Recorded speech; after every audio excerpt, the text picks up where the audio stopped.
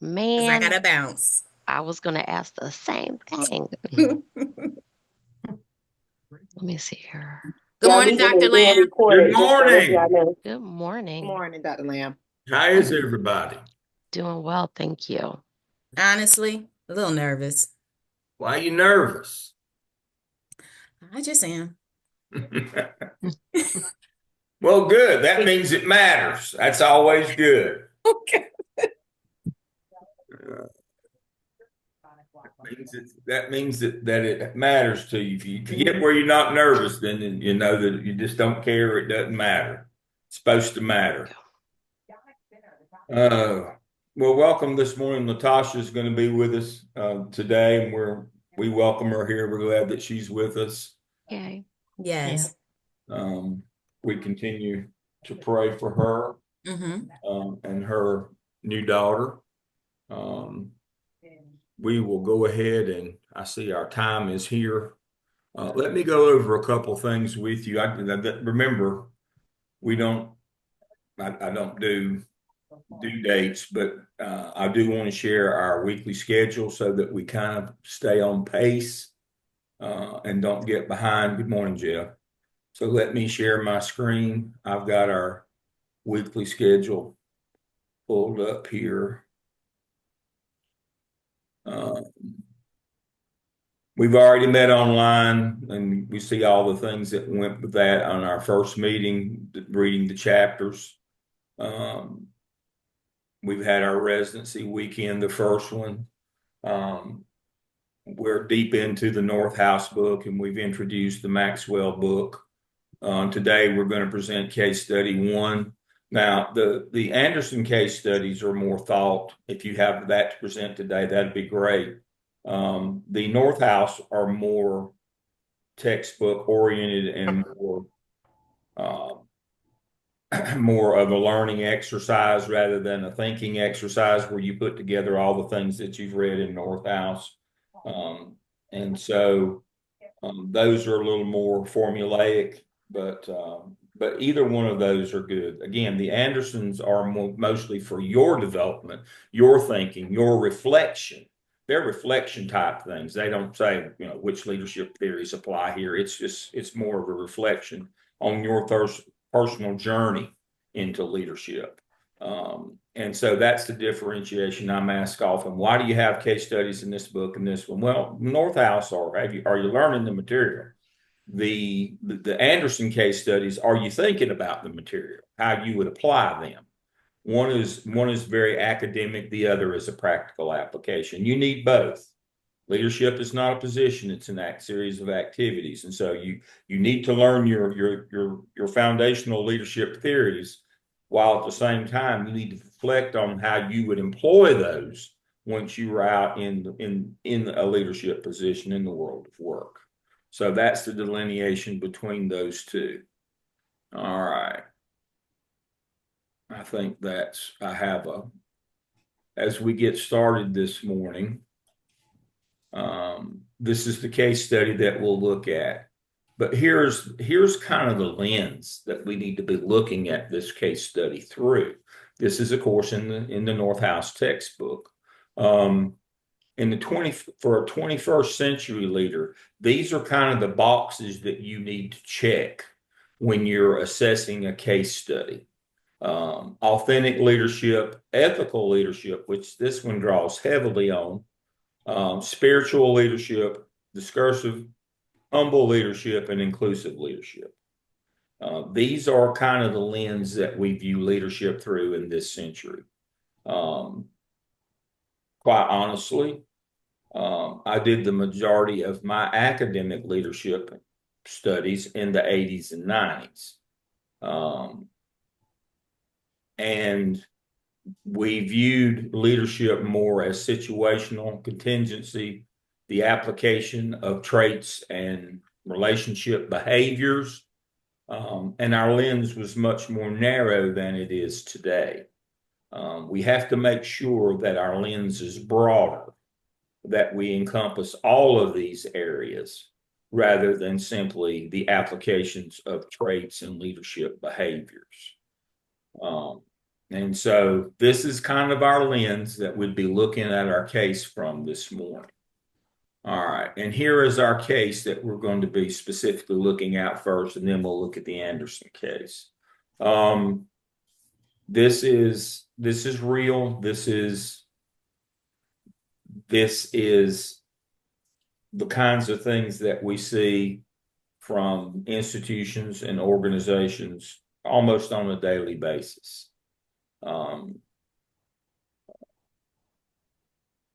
This was a new hire. One of the things that I perceive as being a problem in new hires, if we're only interested in their skill set and we don't take into account all of these things, this is the kind of thing that can happen. There's a reason why during the interview process, you need to make sure that you express your core values during the not during the induction phase. That's generally what organizations do. They make a new hire and then they have an induction period, an onboarding process where they share the core values of the organization. It's too late then. It's too late then. Now, let me give you an example. Let me stop my share. Go here for a second. Let's see what's going on here. Nothing important. All right, back to you. So while I was reading my notes and prepping and getting ready for today, doing my lesson plan, yes, I still do lesson plans. Probably doesn't look like it, but I try to be prepared.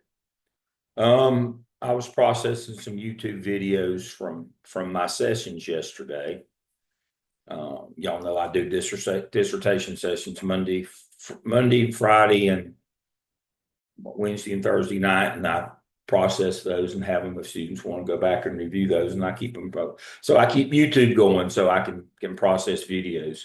And one of the people that I watch, I don't follow anybody, I don't subscribe, but one of the people I watch is Dave Ramsey, who's a business guy. I like his perspective. He's more of a financial business, that side of the organizations, but it's good to keep that in perspective. And one of the things that he was talking about last night is when they hire people and they don't turn out well, they wonder, what went wrong. And one of the things that he was talking about last night is they have learned, even in manufacturing and sales environments, that you still have to have core values, not just in intellectual property organizations, but also in any organizations. You must have your core values, and you must make sure that you cover those. And in the interviewing process, what your core values are. It doesn't always mean that you're going to be successful in new hires, but it almost guarantees that you won't be if you don't do those things. There's still a risk in a new hire. And that's what this case is really about. You brought in a new hire, and the first thing he does before he even gets started in the job, he violates one of your core principles. And so you need to make sure that you as an organization have defined what your core principles are, what your values are, and what your expectations are. And again, that list that I just showed you, 21st century, those are the things that our core values are based on. We can't just be kind of random. We have to be very intentional when we're setting up our core values. And so obviously the vetting for the hire was based on his ability to coach football and not anything else. But coaches are in leadership positions. We have to apply the leadership metric to them. And we did not ferret out that part of this person, which led to obviously this major disruption, this major problem. Um, and so let me share my screen again.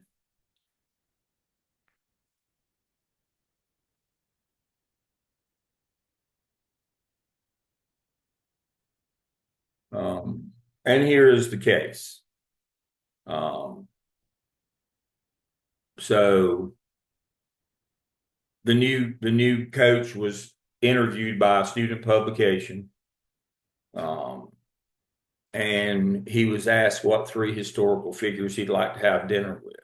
Newly announced offensive coordinator for the football team responded Adolf Hitler, John Kennedy, and Christopher Columbus. Two of those three are very problematic. Hitler and Christopher Columbus.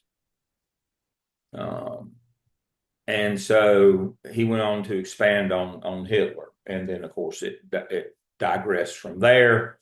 People were outraged, organizations on campus, and he was, the university, as always, told him he was fired, but gave him the opportunity. That's the behind the scenes part that you have to know, that he would resign.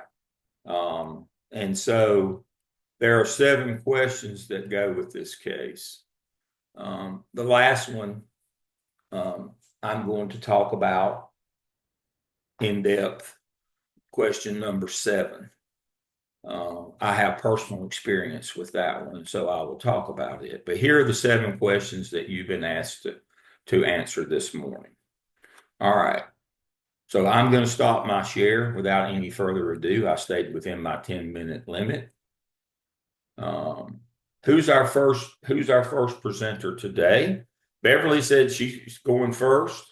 I believe she has an issue, so we talked to her. So you can unmute yourself and you can share your screen, and we'll get started.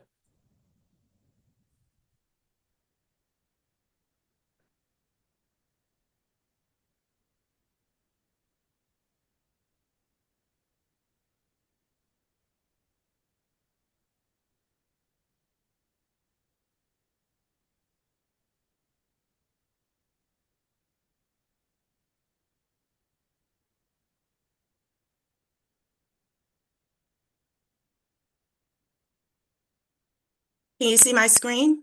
We can. Okay. Just gotta move this. Can I move this? Okay. Oops. Hold on. Sorry. Can you see my screen again? Yes. Okay, good. Hello, Dr. Lamb. In class, I will provide an overview of this week's case study from the Now Anderson. this is the Anderson case study, right? Yes. All right, go right ahead. From the text, Chapter 2, A Leadership Transition in Corporate Finance. In this case study, there are 2 main characters. One, Jake Ward, the newly appointed supervisor for the finance department. And 2, Cody Schaefer, the organizational development consultant for the company. Jake is super excited that he landed his dream job and wants to do his best as he takes on this task.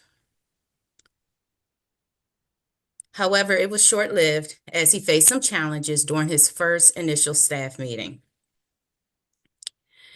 Jake knows that his supervisor, Lauren, will be looking closely at his fiscal budget to present to the board of directors.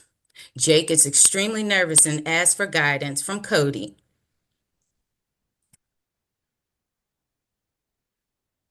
Jake told Cody about his challenges with the first staff meeting.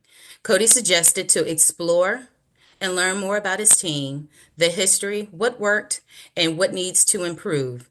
Second, analyze the data and make a plan to ensure that his department is aligned with the company's expectations. And lastly, Jake would gather and evaluate this data to understand his team's working styles, personalities, and responsibilities. These 3 big rocks will support Jake's decision to work within his department. During Jake's first initial meeting, he encountered a few challenges. These challenges included department culture and dynamics, resulting in a rocky start. However, Jake persevered. Through this discomfort, he refocused on outlining the department's logistics, and operational framework. In Jake's role, his primary focus is to influence and assess the team's overall collective goals while strategically assigning roles and responsibilities.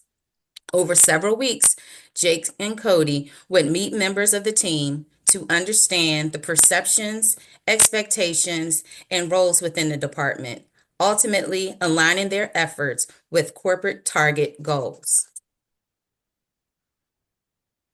In tackling Jake's three big rocks, explore, analyze, and evaluate, Jake creates action steps. With the help of Cody, Jake will identify the problem and the department's challenges, develop an action plan, and evaluate each step to meet the company's expectation.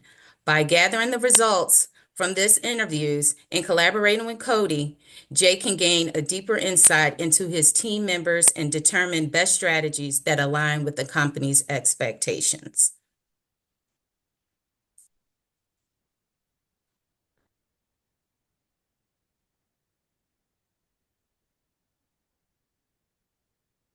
Leadership era.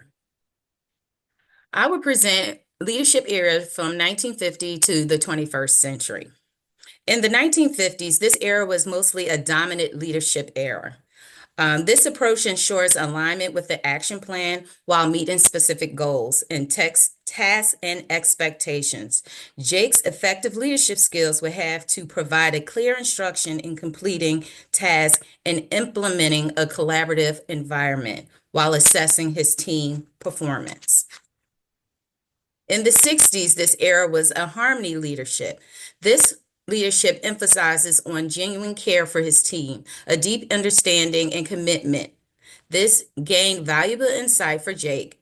This is why he would consult with his peers and fellow teammates to determine the necessary steps for his department to meet this expectation, to recognize their success and require understanding for each team member's strengths, weaknesses, and motivational drivers. This will also implement a holistic environment and supportive environment to his teammates. The 70s was an organizational leadership era. Jake faced a few challenges as he assigned new member tasks. Due to the existing conflicts with the team, this strategy proved to be ineffective. Despite this setback in his official meeting, I believe after gathering the information from the interviews, Jake can align assignments to the team member's strengths and weaknesses to collaborate in a work environment, ultimately enhancing productivity and team cohesion. The 80s, the nature leadership. This leadership was based on the transformation and crucial element in effective leader.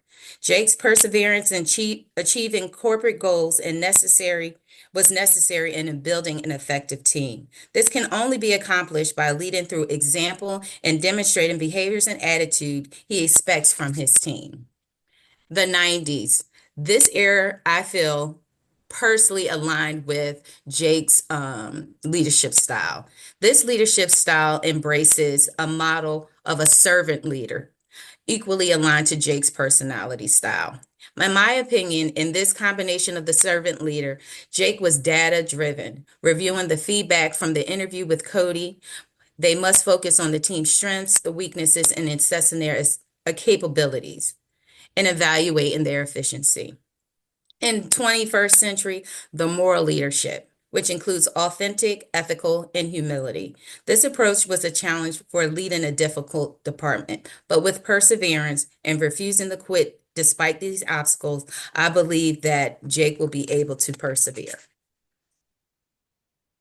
Analyzing leadership theories. Out of the four theories, McGregor, Leichhardt, Blake, and Hertzberg, I feel that Blake and Wooten managerial theory best aligned with Jake's leadership style. Blake and Wooten's managerial grid is a leadership model that identifies the management style based on the leader's concern for the people and production.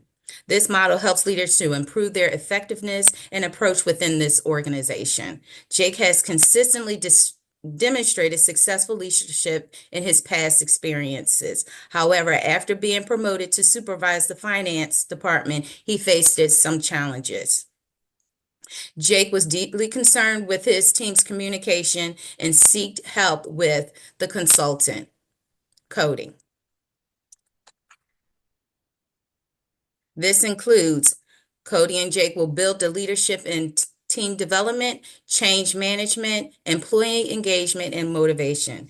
In this case study, the leadership development consultant, Cody Schaefer provided valuable suggestions on how Jake can better understand his team. These suggestions included probing questions, goal setting, and areas that need improvement. Cody can also support Jake by building a stronger connection with his team through self-reflection, monitoring professional developments, and incorporating team building activities. I don't believe changing management would be appropriate for this case study, dealing with past experiences from the team's previous supervisor, Bill. Bill had a every man for himself approach, and it was driven by punishment. In my opinion, having Cody take the place or replace Jake will create a culture of confusion, a lack of guidance, furthering undermining the team's effectiveness and morale. Engagement.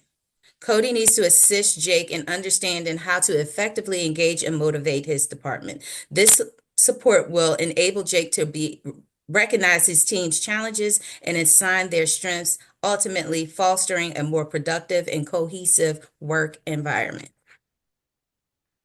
The structure.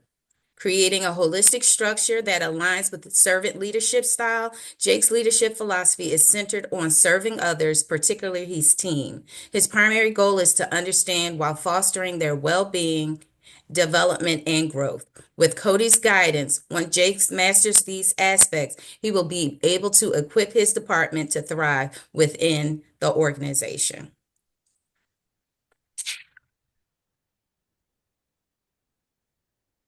In my final steps, assessing the current situation. When dealing with challenges in the department, Cody can assist Jake by guiding through the following 3 steps to make meaningful improvements. The first step is assessing the department's current situation.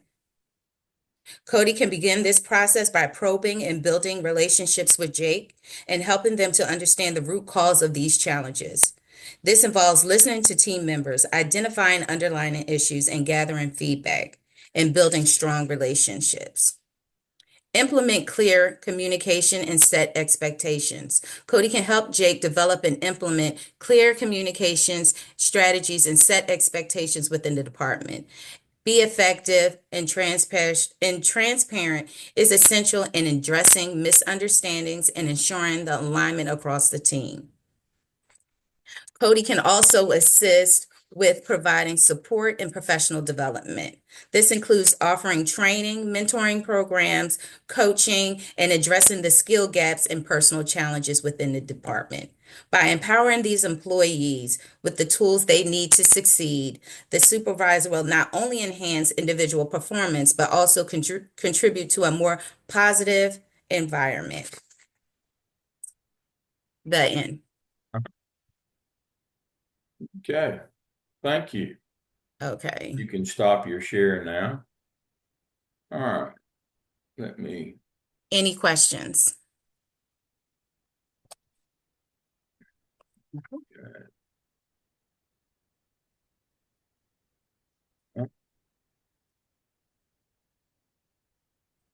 Go to my share. Okay. All right.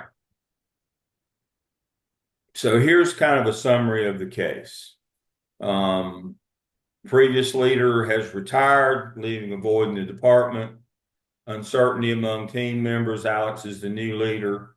All right. So here's kind of the crux of the case. Alex is a new leader, but he's relatively inexperienced. And so he brings in the organizational consultant. That's Cody. And here are the challenges faced by Alex: resistance to change, lack of trust and buy-in, internal power dynamics. We should be looking at leadership style. Beverly did. Communication strategies. She looked at those. She she offered team building and development, change management techniques. Which interventions or strategies be used to manage the transition process smoothly? She answered those. All right. So here are some things that I want to ask here. And so we're going to take these one at a time and talk about these. What are the potential risks of Alex uh, relying too heavily on the old guard within the department? How can Alex effectively build trust and credibility with the team to gain their support in a new direction? What steps should Alex take to address concerns and manage potential conflict with the team?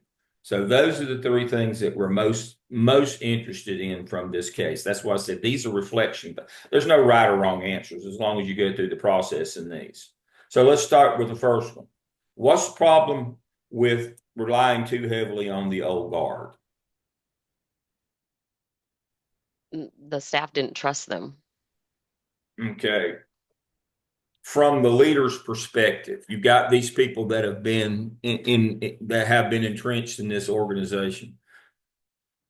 This is Dale's opinion, is the problem with relying on the old guard, the entrenched people in any organization when you come in as a new leader is they always want to do what they've always done. This is the way we've always done things. That's the first problem that you run into. And the primary problem when you rely on the people who have been there, the old guard, in terms of we have a way that we do this. We've never done that before. This is how we do these things.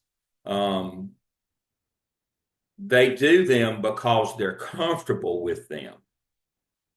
What I refer to as usual customary practices. This is what we've always done. We've always done it this way. Well, have we ever assessed to see if it's working or not? Well, no, it's the right thing because it's, and you have to understand as a leader in it doesn't matter if it's a for-profit or non-profit, or what we call for impact. It's only the right thing if it works.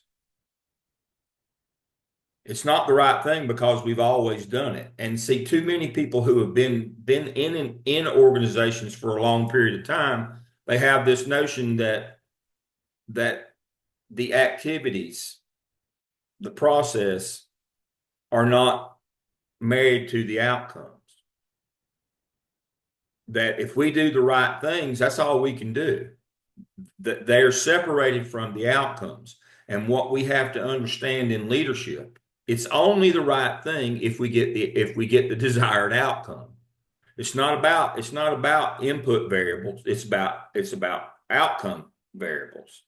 Did we get what we were wanting? If we didn't get what we wanted, then we didn't do the right thing.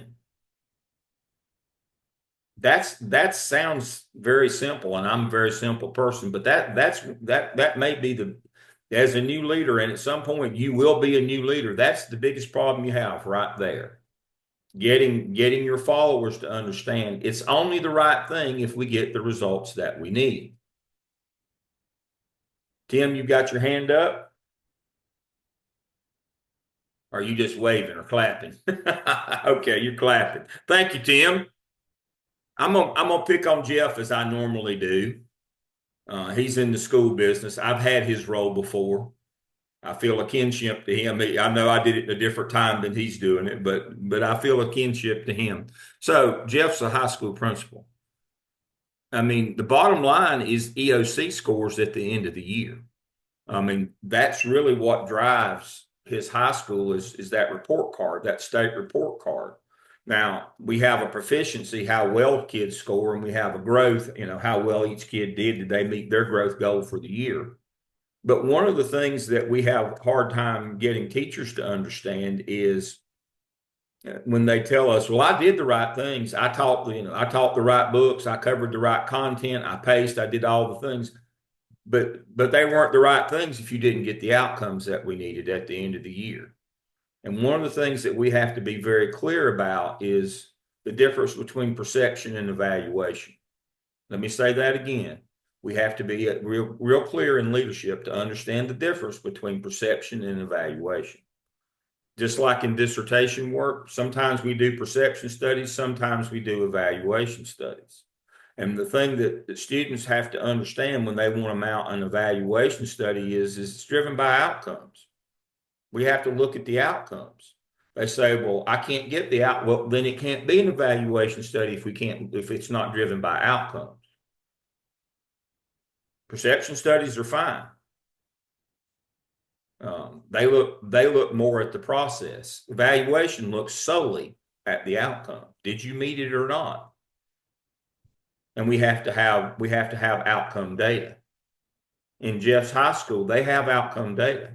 They have proficiency and they have growth. They have outcome data.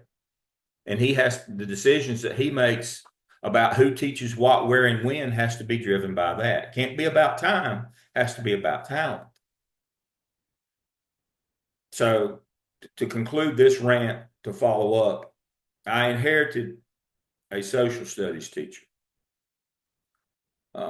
in the high school, history teacher in the high school. I inherited him. And one of the first things, when you get a new leadership role in most all organizations, and especially in the school business, your first or second day officially on the job, they'll leave you alone if you're there a few days early, but the first day that you're officially on the job, you'll get a call about mid-morning, and it'll be somebody from the central office, somebody in senior leadership. You don't know who it's going to be. And they'll say, let's have lunch. And you'll say, well, I'm really busy. You didn't understand. We're going to have lunch. I'll be there or you'll be here. And what they have is what I refer to as the book. Things that are going on in the organization that you're now appointed to lead that must stop today. They might be legal, they might be ethical, they might be moral, they might be performance-based, but they're things that have to stop today that you must put on your radar. And then secondarily to those, there are things that you got to figure out a solution to this. You don't have to fix it today, but this has got to be fixed soon. Generally, it's the legal things that have to be fixed today. For example, I became high school principal. They said, you've got a teacher teaching photography, got a photography department. And I said, well, what's the problem with that? They said, we closed photography department 6 years ago. That was a federal program, career and technical education. That position is no longer funded. Your former principal was using an English position to fund photography, have a teacher in photography, and your classes are all overloaded in 10th grade English because of that. That has to stop today. That's an easy one, Now, it's not easy in that the person teaching photography don't want to teach English. I mean, that's his side hustle, and he's making a fortune doing that and teaching the classes. Well, that's pretty simple. We're violating the law here. We're using state money to fund a federal position. You can't cross. You get those. So those are easy. The harder ones are when they give you one of these as a new leader. This is a problem. This is an outcome problem. You got to figure out a fix for this outcome problem.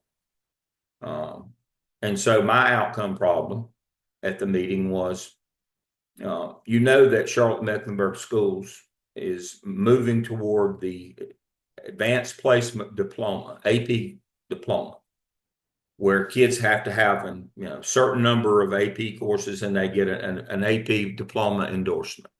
It's really good, to get into colleges and those kinds of things.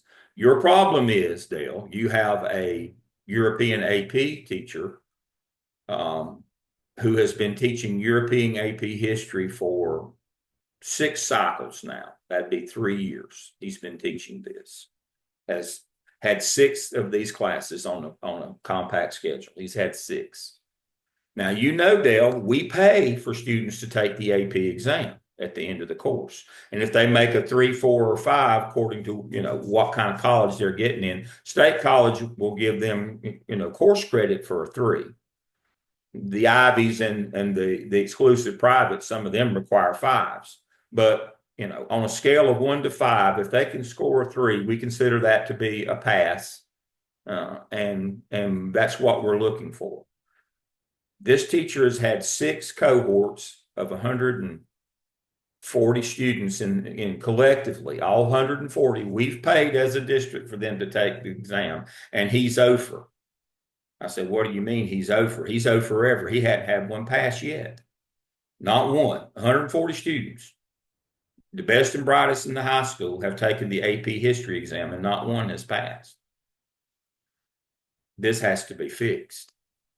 This is outcomes based. We don't want to hear that he followed the pacing guide, or he did this, or he's this person or that. The outcome is that he has not had a student pass this exam. And so I went to his room, I watched, and I figured out what his problem was. So at mid-year, when we changed semesters, he no longer taught AP. And I went to a young person that I had hired, and she'd only been there half a year. And I said to her, you now teach AP. And she said, why? I said, because you can teach and he can't. Pretty simple. And her response to me was, well, I've just got here. I'm new. It's not about time. This is about talent. Time can't be a variable in this. And so we went on about her business, and she became a great AP teacher, moved up into gifted, and on down the line. I'll tell a story about her later on in one of my rants, probably when we're together. But the notion here is this. We have to be able to convey the values of the organization to these folks that we hire and that we assume in leadership roles. We have to be able to convey the values. And if the values of your organization, if one of them is outcomes, and it has to be, then we have to get the folks to understand that it's not about the effort, it's about the outcome. That it's not the right thing if it didn't work, if it didn't get the outcome desired. Again, that's an oversimplification, but I'm telling you, getting people to understand and buy into that is the hardest thing that you'll ever do as a leader. That's it right there. It's getting folks to understand that outcomes drives our organization, our core competency. It has to be outcomes. And we all have to buy into that outcome. It can't be about inputs. It has to be about outcomes, always. Now, one of my favorite theorists in this is Chris Argyris, the double loop theory. Now, as I told you before, you all know the double loop theory. You just didn't know you knew it. Colloquially, in just common layman's terms, the double loop theory is what we commonly refer to as the theory of insanity, doing the same thing over and over again and expecting a different result. Therein lies our biggest organizational problem. I'll tell you right now, I'll cut through the chase. That's your biggest organizational problem. Is we do the usual customary practices. We're only focused on the inputs. We don't get what we want, and we either, we increase the intensity, the duration, the frequency, but we're doing the wrong thing. It won't ever work, no matter if we do more of it, if we do it more times, it does not work. You've got to get, as a new leader, you've got to get the focus from the activity or the inputs to the outcomes. You have to shift that focus. That's the hardest thing you'll ever do. I'm doing the right things. I'm working myself to death. I'm doing everything I can do. I don't doubt that. You're just not doing the right things. That's a hard conversation to have with people. When you tell them that, most people don't get up every morning and say, I think I'll go to work today and be incompetent. Most folks want to do a good job. But you have to be the person who is the bottom line. Now, in a case like this, with a new leader, you have to, the notion of authentic leadership, or the notion of how do you get people to accept you as a leader, especially when this is your first time out. Everybody has to have a first time out. And that's the notion here. This is a first time out. And that's why it's relevant to you. This is the first time out. And people ask me this all the time because in the business that I'm in preparation programs, most of our folks are seeking their first job at either, at a certain level. They might have had some, but they're looking to move up. And the first thing that I tell them, I have a list of things by your first leadership meeting with your new leaders, of things that you need to have done. Let me share that with you right quick. Again, this is Dale's opinion, and we're gonna let you give your opinion in situations where you're the leader or have been the leader the first time. So let me pull this up and then I'll share. I had it up earlier, but I see it's disappeared, but that's okay.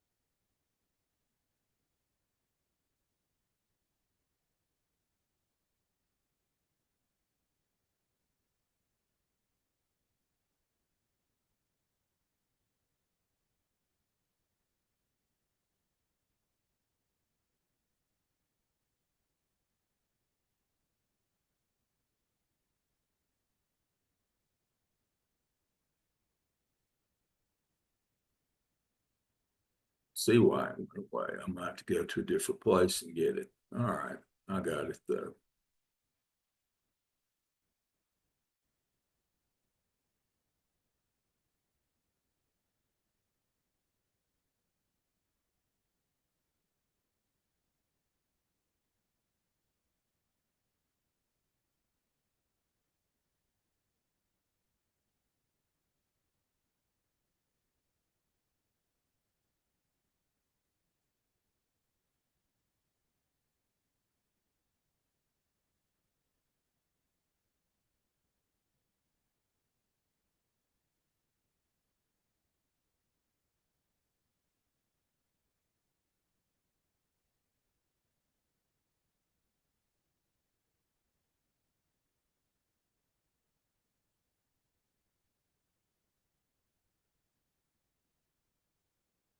Got it.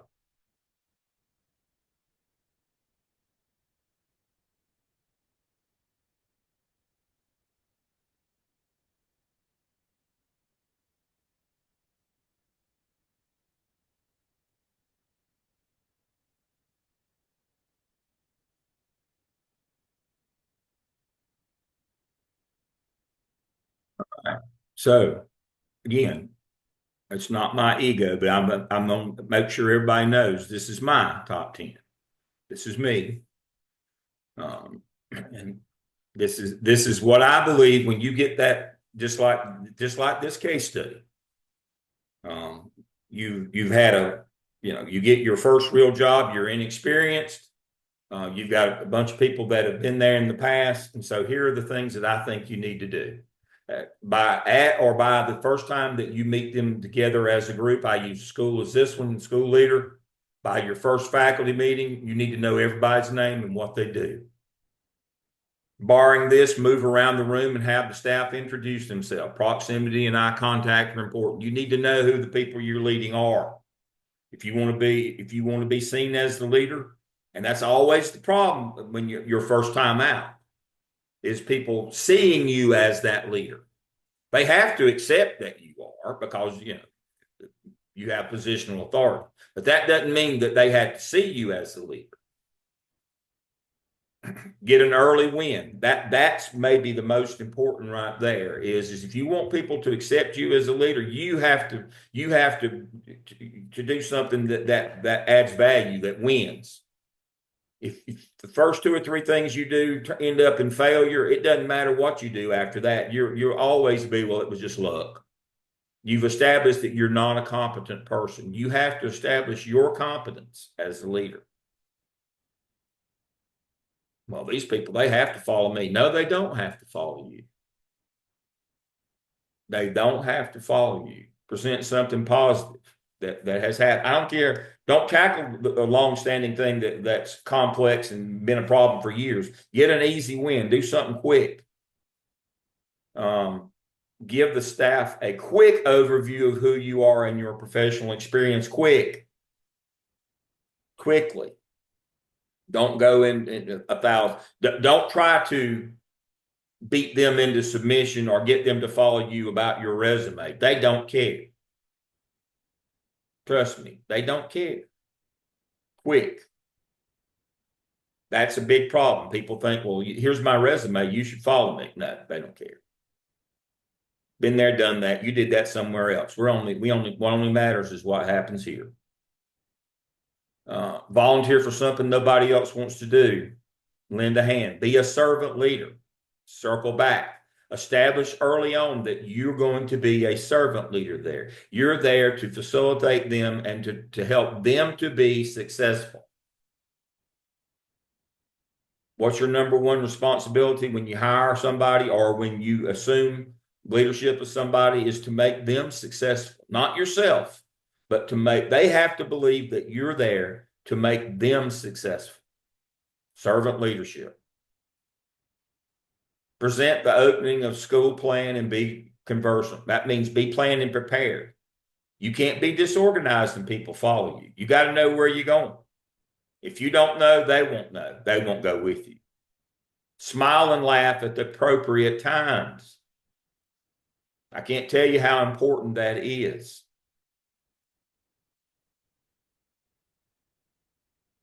I could spend an hour on that one, but I won't. Ask questions and take notes so you can follow up on requests. I'm here to help you. I'm here to serve you.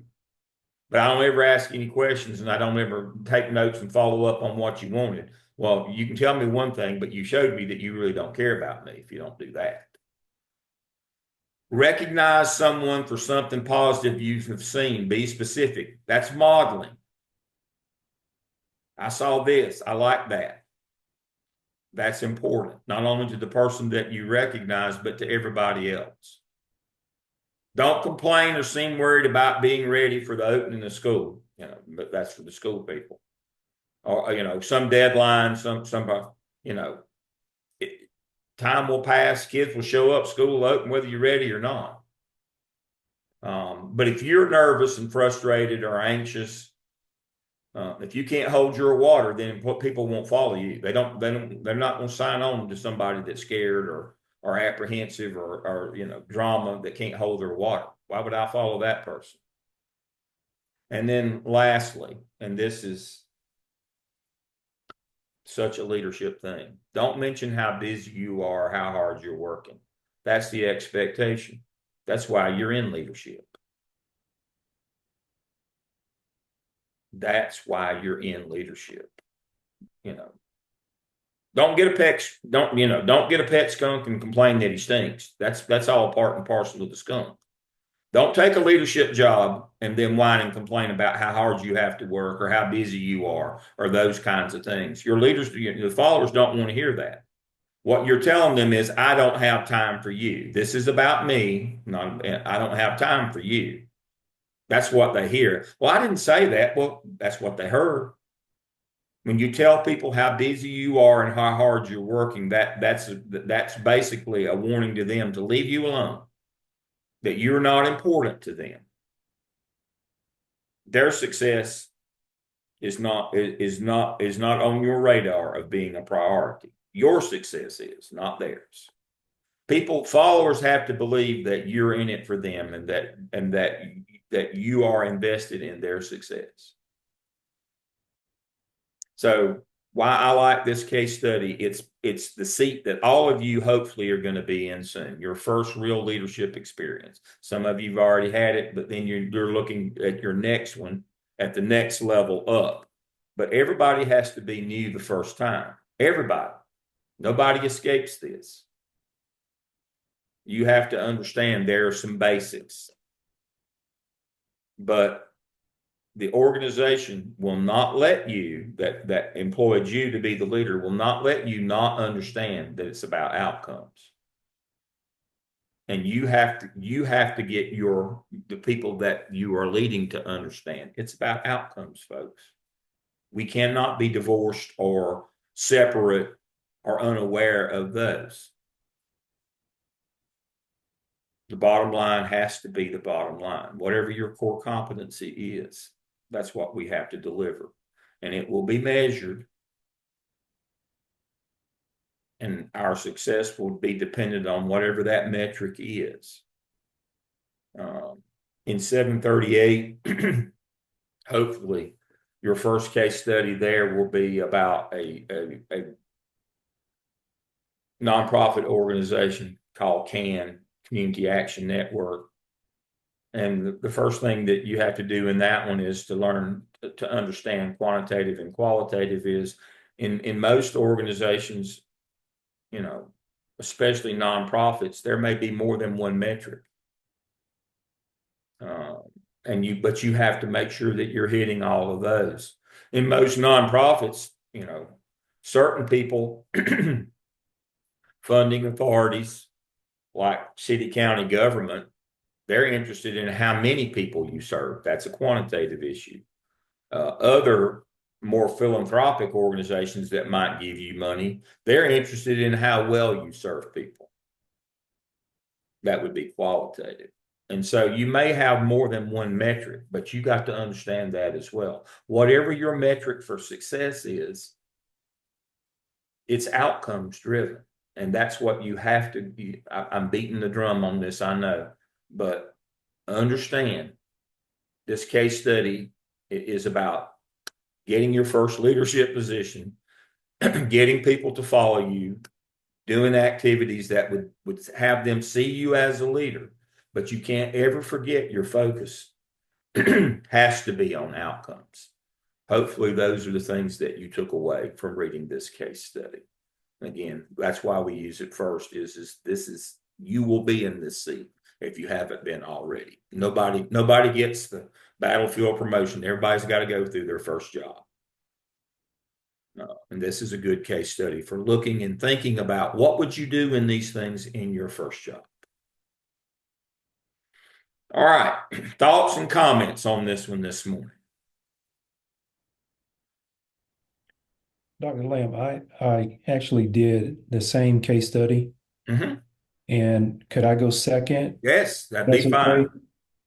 All right. Share your screen and let's Jeff, seriously, I was literally about to ask that. Okay, Dr. Lamb, can I go third? I also did the same that's fine. All right. case study. All right. Hold on, guys.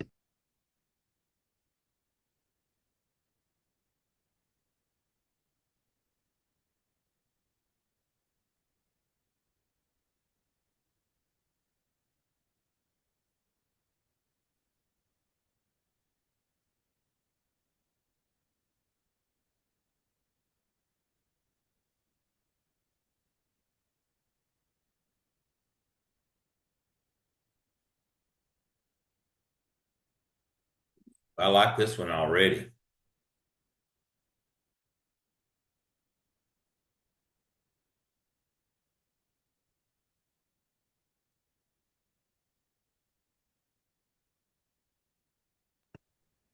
All right. Can you guys see my screen? We can. Well, it's kind of cut off on the right side, but Yeah, we can see. There we go. All right. I hope everybody's doing okay this morning. So what I did, I took a kind of a different approach. I wanted to actually, and I've heard Dr. Lamb talk about Hertzberg quite a bit. So I want to take a different approach and use just one theory, the two-factor theory, to analyze this case study. And as we go through, these are the questions that we need to ask Jake in this case study. And so just take a quick look at those.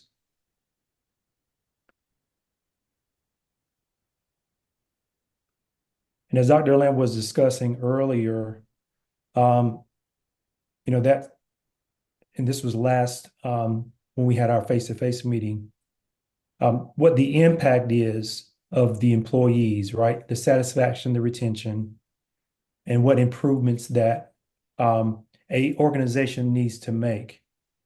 And so we're looking at Jake and his first time in this role. And so we need to help him with these three questions. So how are we currently assessing and addressing the hygiene factors that may impact employee satisfaction and retention? And what improvements can we make to ensure that they are equitably met?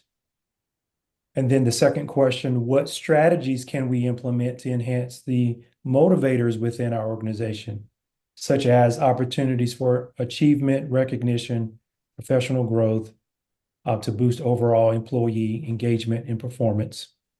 And then question three, how can we foster a culture of continuous feedback and dialogue with employees to better understand their needs related to both hygiene factors, motivators, ensuring alignment with organizational goals?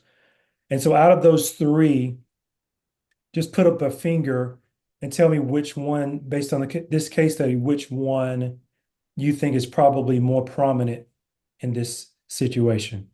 So just put up a 1, 2, or 3. Well, I'll go first.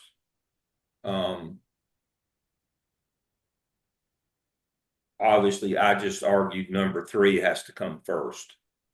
That the organization, I mean, the employees have to understand where we're going.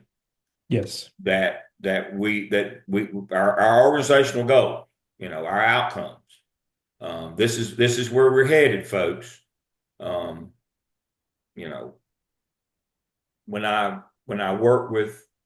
do the town hall as leadership chair, we do a town hall for our beginning leadership candidates at the master's level in the College of Education. And the first thing that I tell them is if you don't think test scores are important as a school administrator, you're starting the journey. This is your first night in this journey.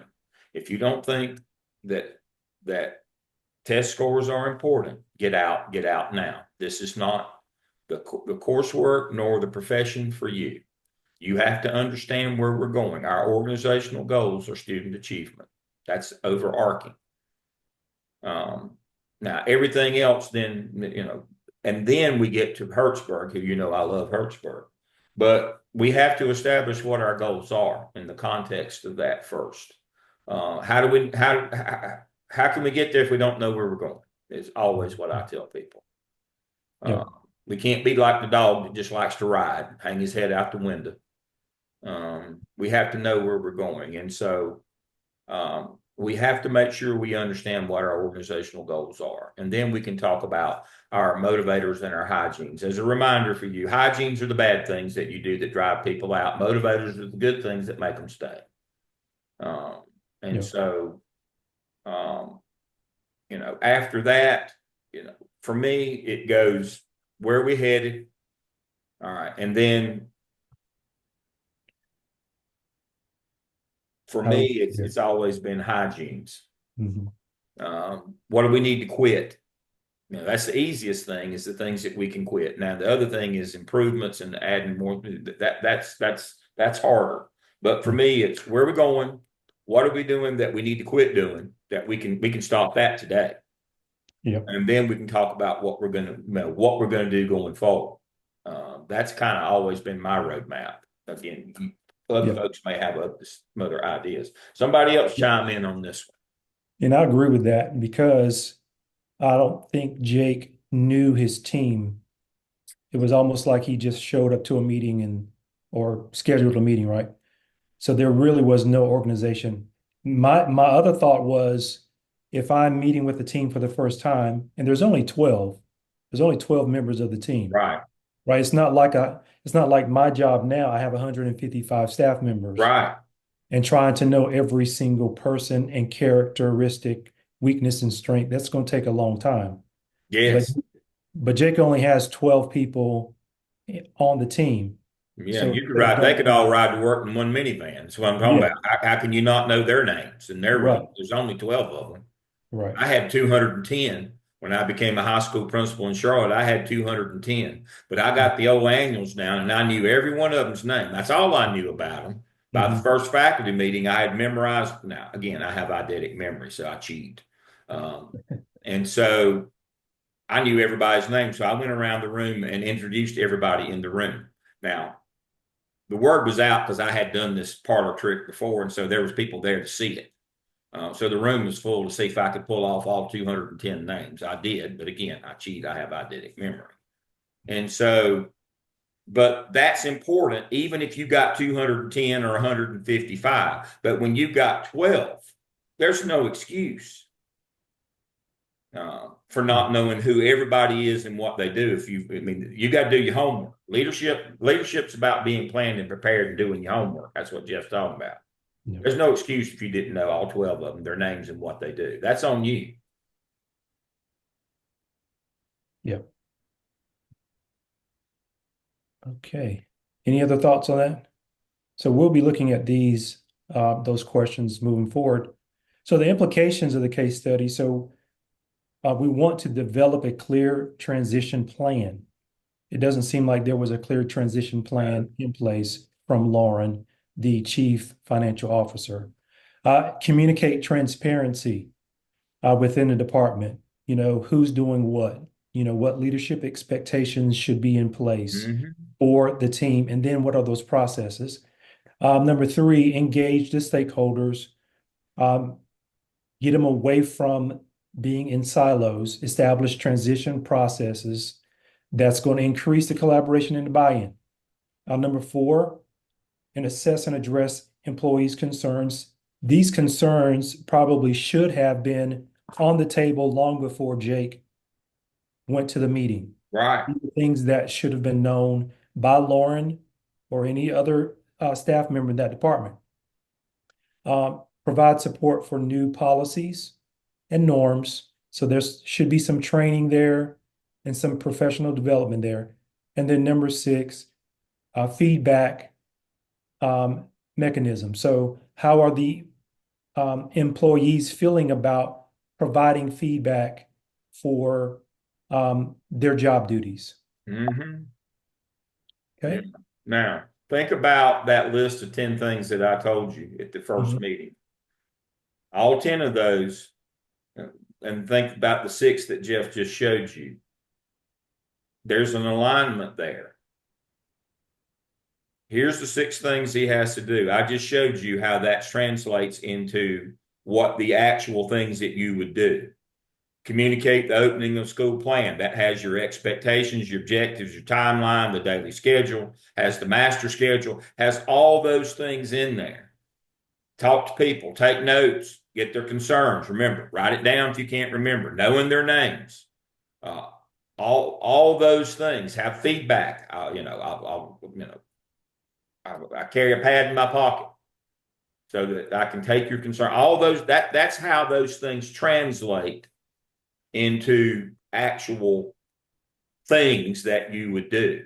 So again, you got to plan how you're going to do these things. What activities, what things, what are these things? In real life, I applied them to a scenario as a high school principal. These are the things that I would do to make sure I hit all six of those things. Again, you got to do your homework.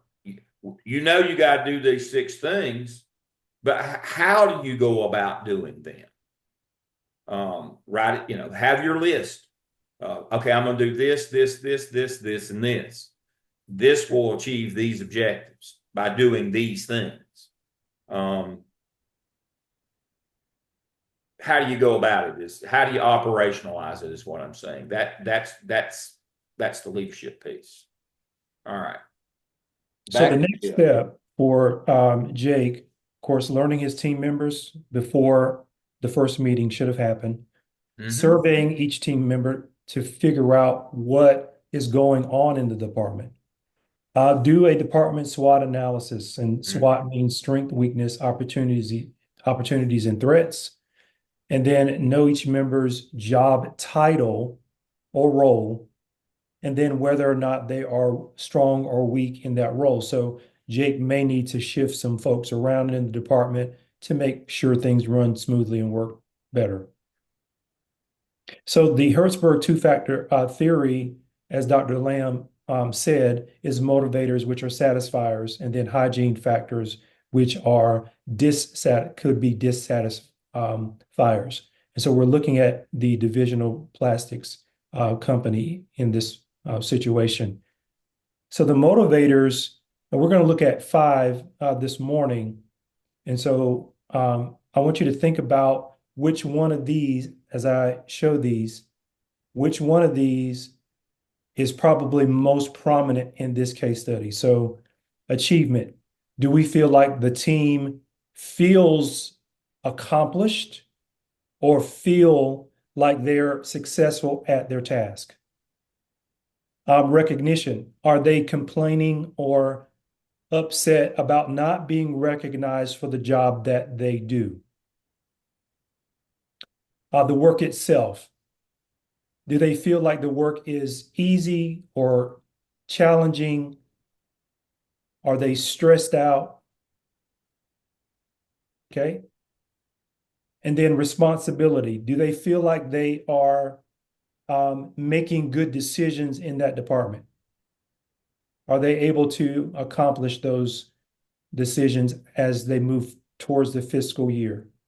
And then, are there concerns about advancement or opportunities of growth in the department? So which one of those do you feel is probably most prominent in this situation? So I'll go back. Is it achievement, recognition, work itself, responsibility, or advancement? Anybody want to chime in?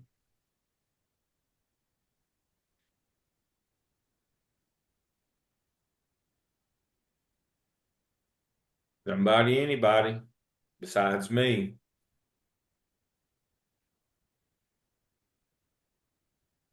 I think that the current team didn't have a lot of motivators going on at the time.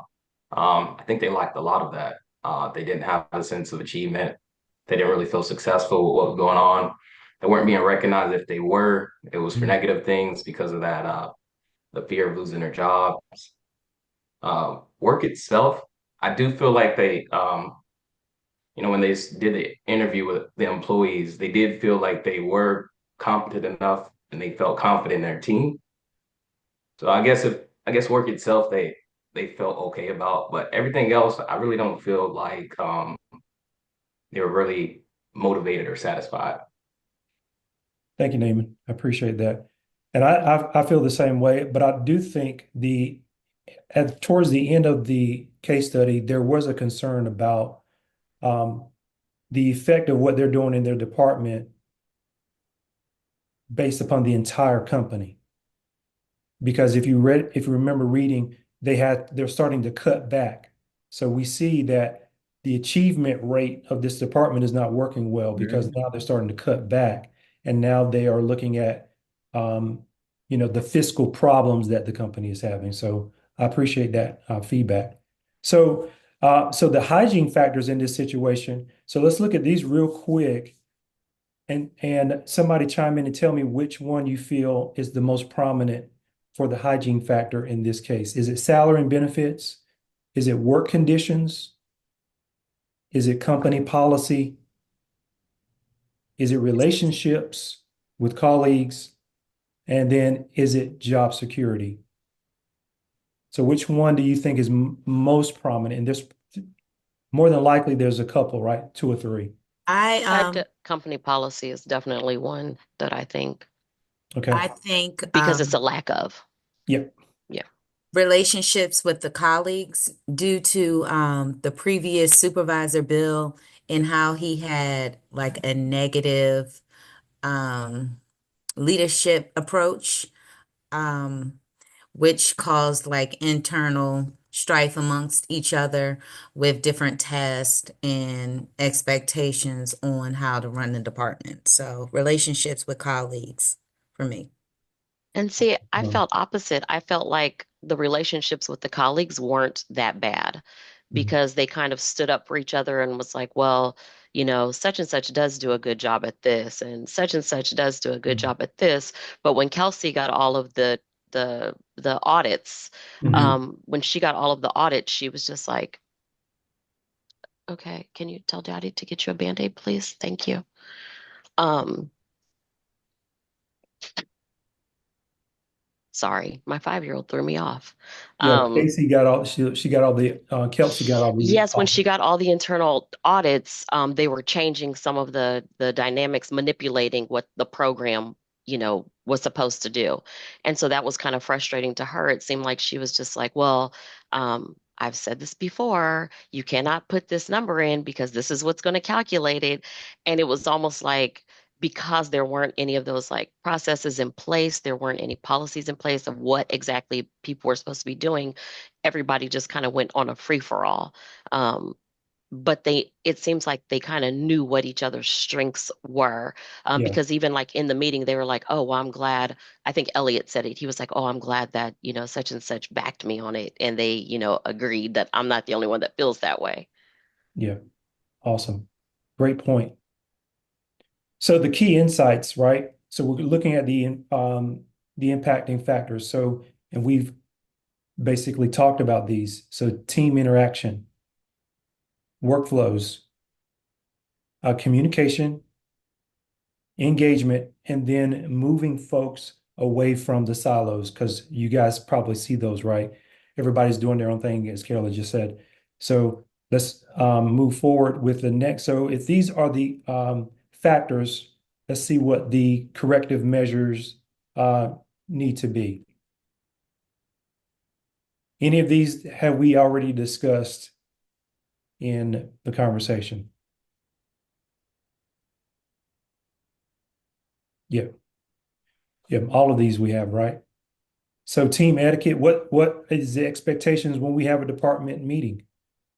What systems of efficacy do we have? And I highlighted agile because you're talking about accounting, you're talking about getting rid of the waste, right?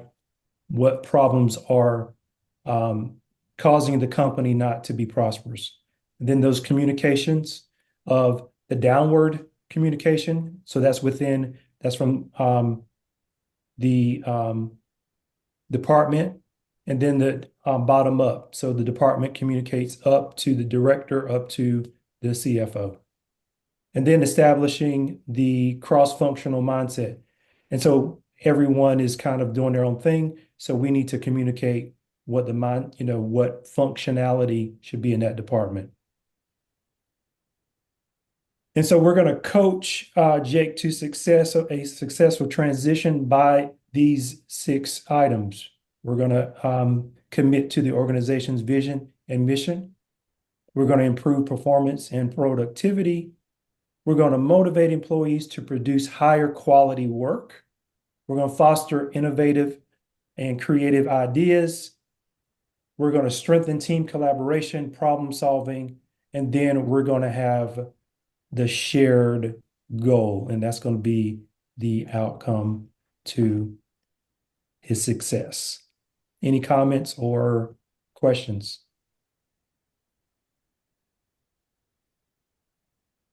All right, Carolyn, you can build it from there, I guess. Take it All away. right. Excellent job, Jeff. Good. Yay. Good job. All right. While we're waiting for Okay. Jeff to stop and Carolyn to start, one of the things that I want to point out, Jeff had it on his establish your team etiquette. I would say that we need to go a step further there. We need to establish norms and values there, and that's etiquette is is kind of the entree to that, but we need to go a step further. Norms and values. Because those are things that we can operationally define. Everybody's got to show up on time. Everybody's got to be prepared. All the things that go along with that in terms of, unfortunately, in this case, when you have a new leader, it's like everybody's new and everybody forgets the rules. We have to reestablish how we conduct ourselves in the workplace. That's norms and values. I wish it were as simple as just, being polite, but it's not. You've got to go deeper than that. You have to tell people what the expectations are, norms and values. That's you got to hit those for your organization. And people have to be reminded when there's a leadership change, people think that all the rules go out the door. And people just lose their mind. You have to reestablish those as a new leader. It doesn't matter if they worked there for 100 years. When the new leader comes in, everybody thinks, just like when the substitute teacher comes to the room, we don't have any rules anymore. We can act a fool all we want to. No, employees do the same thing. And so, anytime that there's a change in leadership, one of your first roles as that new leader is to reiterate, establish those norms and values. All right, now Carolyn gets to go. All righty. Great job, Jeff and Beverly.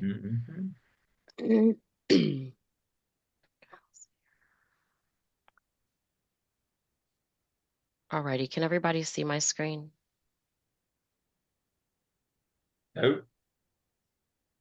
I'm sorry. Not yet. Not yet? No. Okay. Let me turn my camera off. Sometimes that'll help.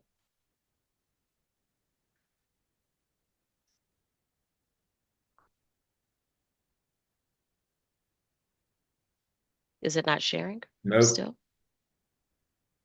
Okay, well, let's close it out. Okay, and all try this participants, I'm allowing y'all to share their screen. again. Okay. Now let me So go I just went in to make sure. I'm gonna share my whole screen. Share. Okay. There, you All have right. started screen sharing. All There righty. you go. Here we go. I was all set up a minute ago and okay, why is it my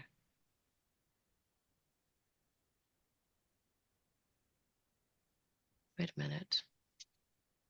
All right, hold on. I'm having technical difficulty. Let me pop my thing out and put it back in.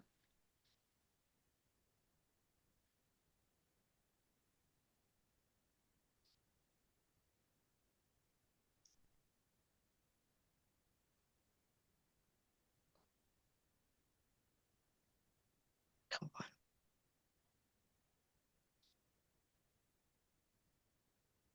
Why is it just spinning?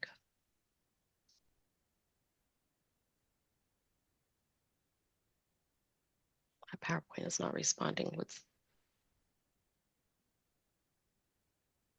okay.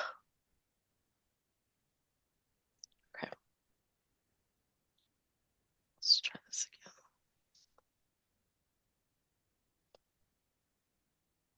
All right, my apologies. I need to figure out what's going on with my jump drive. Well, what generally, if you open the document before you share, so unshare your screen and see if you can open the document. If you Okay. can, the jump drive. Because I had it open, sitting there waiting in the background. Yeah, I had one open this morning that disappeared too, and thankfully I was able to retrieve it. That's why I kept it off share while I retrieved it. Got you. Because that was the clue. When it wasn't there, that was the clue. Okay, let me see here. Let me try this again. Share. But now I've opened 6 documents this morning. Only one of them melted like that. But when they melt, you know that you can't open them while you're sharing. Okay. Can you guys see it now?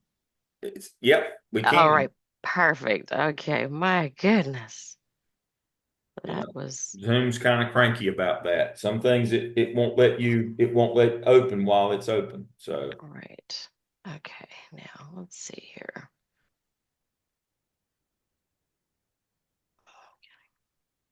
there we go. Hey, all righty. All right, and then I want to minimize this here. Okay, so I also did a leadership transition in corporate finance. So basically a little bit of a background for this analysis that I did. The purpose of this analysis, it came from the Case and Exercises Organization Development and Change book by Donald Anderson. The case comes out of chapter 2, which is the history of organizational development. This case examines organizational development during a leadership transition. Leadership over time has evolved. The approach to handling the leadership transition, which is very depending on the era. A few of the different errors that was discussed in the back of the at the end of the chapter were the errors of the 1950s to the 60s, which had an emphasis on hierarchical control and efficiency, with solutions focused on clear structure, strict management, excuse me, and standardized work processes. The 70s to the 80s, there was a shift um, towards employee engagement and participative management, in which interventions included team building, job redesign, and leadership coaching. We then go on to the 1990s and the 2000s, which focused on continuous improvements and change management. Change management. Practitioners implemented feedback mechanisms for cultural transformations and initiatives, as well as adaptive leadership models. An overview of Jake's new leadership role. Jake Ward is the person that's taking on the new role. The CFO is Lauren McGee. The old leadership was Bill Butler. Bill Butler and Jake Ward actually knew each other. Bill was Jake's mentor, and he had a really solid relationship with him. He thought highly of Bill and was actually quite surprised when Lauren had put him in this new role. Some of the team members were Gabrielle, Paige, Kelsey, Austin, Elliot, Tyler, and of course, Cody Schaefer, who was the organization's development consultant. The current state of this corporate finance team was a lack of cohesion, poor communication, issues with past management, and um, what we want to dive into is why the organization's development is necessary to improve the leadership's effectiveness. Some of the key issues that I had identified was the team's dysfunction. The employees did not trust their leadership. There was resistance to change. And there was just a history of poor management practices. Role ambiguity, which led to inefficiencies, frustration, as well as how the past leadership contributed to this toxic culture.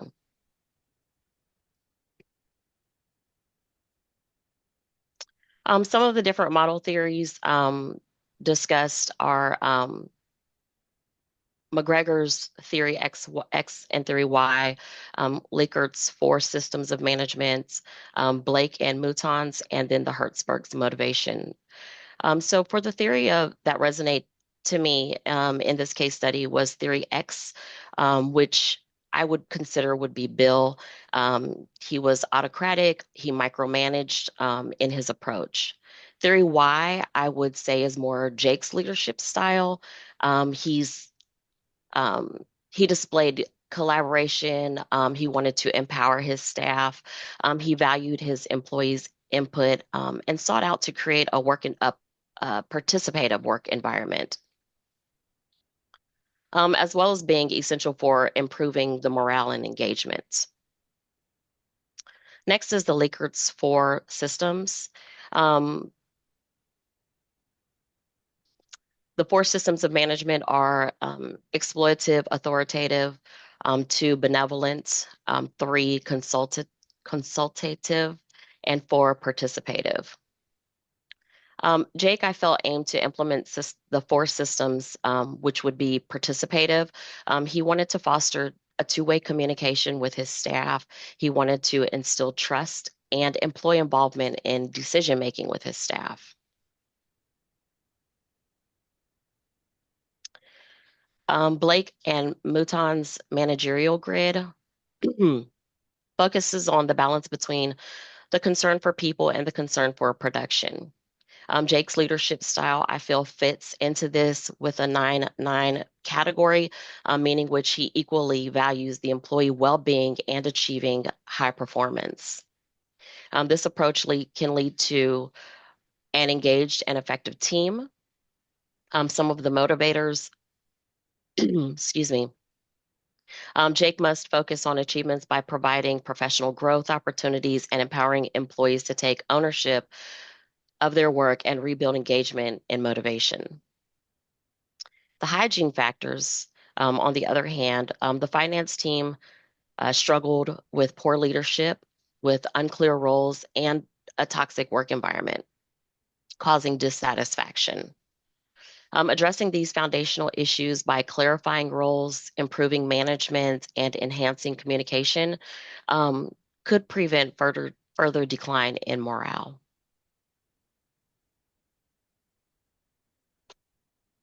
Next, Cody's role as the organizational development consultant. There's 2 different approaches that Cody could display.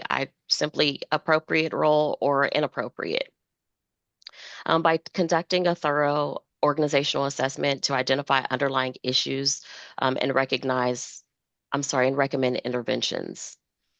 This is something that Cody did when he implemented the survey questions to the team members, asking them, some general questions like, what are some strengths and weaknesses? Do you find that any of your team members have any of these strengths and weaknesses? What kind of things can we do to improve? This was able to facilitate communication, and by doing that, they can implement team building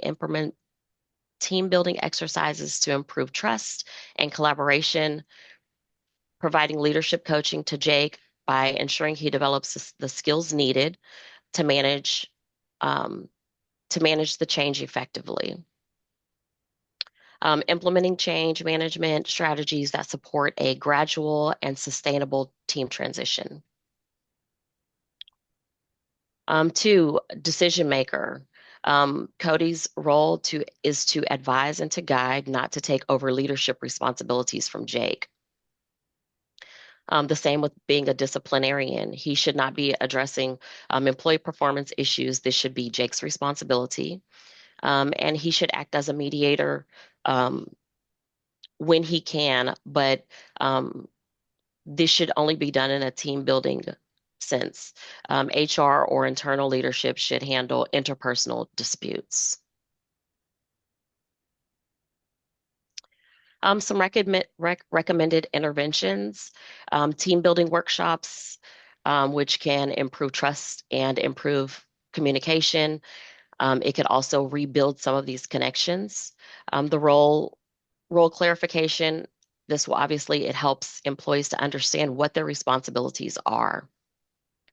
Leadership coaching, which will refine Jake's skills in handling conflicts and inspiring his team. Process redesign, which can focus on streamlining workflows for better efficiency.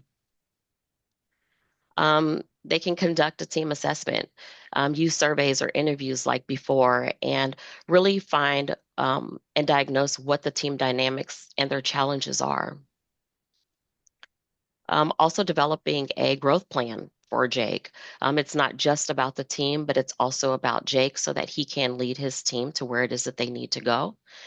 Jake can enhance his leadership capabilities and his confidence. Implement a structured feedback system to establish regular performance check-ins to ensure continuous improvements and open dialogue between Jake and his team. Expected outcomes of the interventions. Each intervention translates into real improvements. Stronger collaboration can reduce workplace conflicts. Clear roles can minimize the confusion and improve accountability.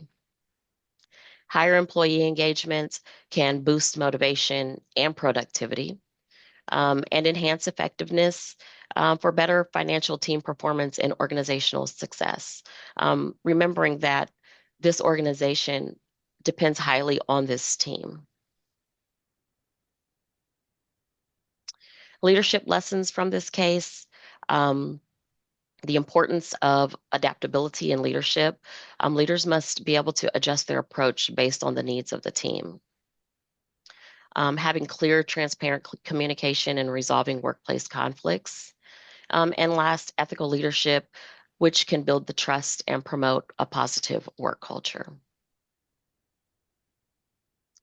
The main takeaway from Jake's leadership transformation is the importance of fostering a participative environment and the role of organizational development in improving team performance.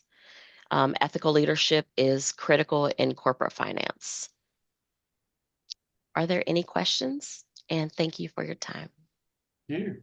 Let's go back a couple of slides to your Okay. recommendations. Okay. All right.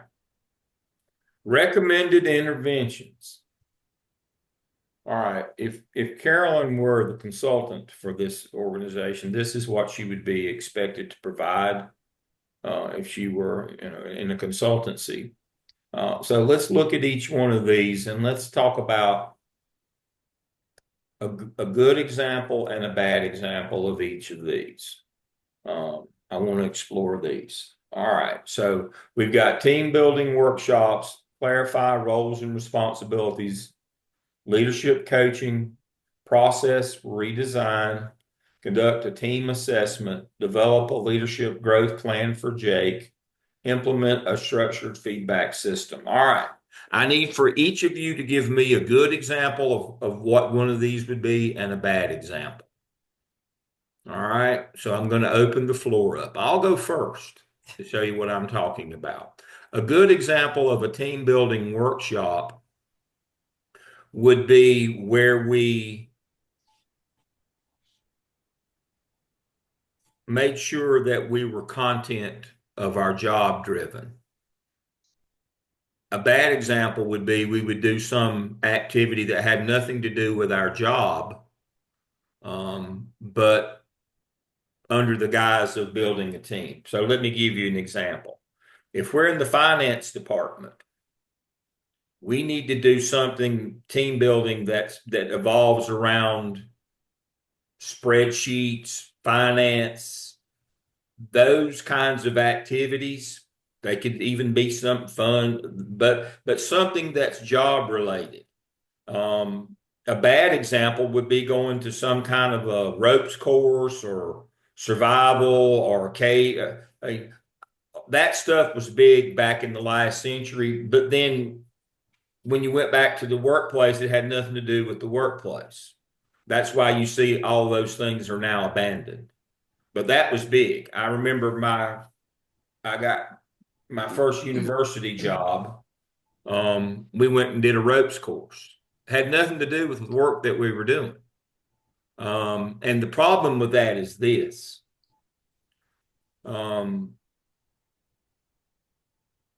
The skills that I needed to excel at the rope course were not the same one as my job. And you can't set it up where the person in that team building activity is the star there, but they don't have the qualifications that are necessary, or they're not a performer in their actual role. These team building workshops have to be related to the roles so that we can assess and people can assess how well they're doing or not doing in their work situation. So team building activities must be around the actual activities or workshops, must be around the activities that are job related. They can't be something completely separate. That's the trick with those. And that's the downfall that I see with those. All right, we have a number of folks with their hands raised. Latasha, you've got yours up.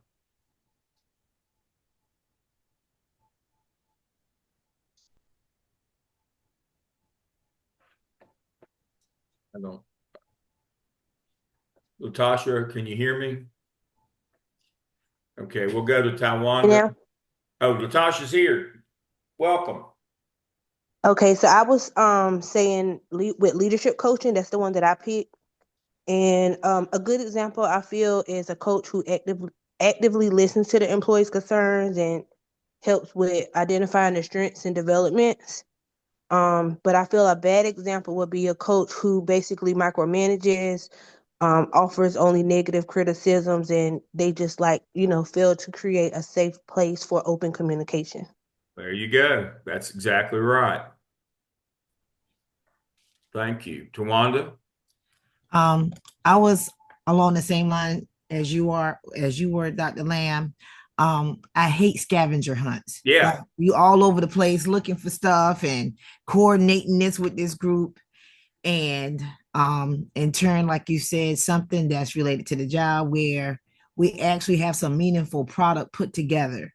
Like if it's the math department coming up with some questions to address differentiating instruction, a easy, a middle, a high, something like that. But Yeah. It has to coming be together relevant to to the right, job. that's right. And I see again, I see way too many of these things under the guise of team building workshops that don't have any relevance to the job or the skill set that you need to do that. And that's actually, not only is it not helpful, it's actually harmful. It's actually harmful. I'll use myself as the bad example. My first job, obviously, I was in graduate school. I was a lot younger, and the furniture disease hadn't hit me then. My chest hadn't fell in my drawers, and I was a monster on the ropes course. Well, I did basic at Fort Bragg. I mean, going to some ropes course for corporate training. While I was a star, but I didn't know anything about my job. How does that translate? All that does is give you an oversense of confidence, and you go back to your job. I was still just as dumb in my job as I was before I went to the team building. I mean, I again, it's got to be relevant to the job. And too many times I see way too many. This is the. I'm glad this one's first. This is the go-to. This is the one that I see most, but I also see it misused the most in terms of it becomes a negative and not a positive. And then, and then when we got together and did that activity, I can't understand why people don't get along. Well, because it didn't have anything to do with the job. If we're working on spreadsheets, you don't care how fast I can go up a cargo net. That's immaterial to the job. Now, do you think that team building workshops, though, allow you to be able to see how your team communicates with one another? That's a tricky question. Because, some people even so I did Leadership Development Institute through the VA. It's like it's like a 6-month program. And one of the very first activities that they had us do was this team building kind of workshop. They gave us like 6 straws, a marshmallow, a piece of aluminum, like a little aluminum square, and like just odd random things. And we had to build something, and whichever teams was the highest obviously won. But through that exercise, we were able to see how some people try to take over. Some people are just like, oh yeah, that's fine. They just want to sit back and not participate at all. And then there's some people that are just really kind of argumentative. They just want to go against the grain of everything. So that's kind of how I view like the team building workshops. Yeah. But again, that's a complex question that there's no simple answer to. But what I've observed, again, this is anecdotal, it's also in the literature. That communication path and plan is dependent upon the task. If we gave them a different task, they might assume different roles. We're interested in the roles that they assume in the workplace. Mhm. That's the issue. Right there. That's the crux. If you gave them a different task, they might all assume different roles. I'm not interested in how in that. I'm interested in their communication and their interaction in the workplace when the task that I assign them. I was king on the cargo net, but not, I assumed a different role there. And my interaction was different because I had the expertise there. With a bunch of academics that had never done anything. I mean, they were just, we were just hoping they wouldn't trip over their own shoelaces and hurt themselves. Again, it's got to be context based. Carolyn, I will argue that to the end that while those little fun activities and building stuff and the heist and all that, but that's not the role that everybody assumes in the real world. And I can't. I've got to get my group focused on the roles that we play in our job for outcomes, because different people have different skill sets. But I'm not interested in that skill set. You know, I am the worst musician in the world. I came to it late in life. I love to try to play, but I have zero musical ability. My best friend when I taught high school 50 years ago was the band director, and he classified my musical ability as the ability to hear a door slam, and that was it. And so while I have great interest and I have great passion, I have little or no skill. And so those are the kinds of things. I have skills in some other areas. And so it has to be job specific. We can't talk about my role, my skill, all these things in something that's immaterial to the task at hand. We got to focus on the task at hand. How well do people communicate? How well do they get along? What roles do they assume when we're looking at our task? That I'm the best or worst musician has nothing to do with this class today. That's another issue. And too many times we do these generic building activities, but then when we walk away from that, people assume different roles when they go to the next task. Everybody doesn't always have the same. See, one of the things we have to understand, everybody doesn't always portray the same role or task in every situation. It's fluid. And that's the part that's hard for us, is we want a set rule of how leadership works. It doesn't. All these roles are fluid according to the task and the setting. And while we can work to improve their behaviors, building, a tower or whatever, that unfortunately doesn't translate back to the task at hand too many times. We make the assumption that it will, it won't. The literature tells that, experience tells us that.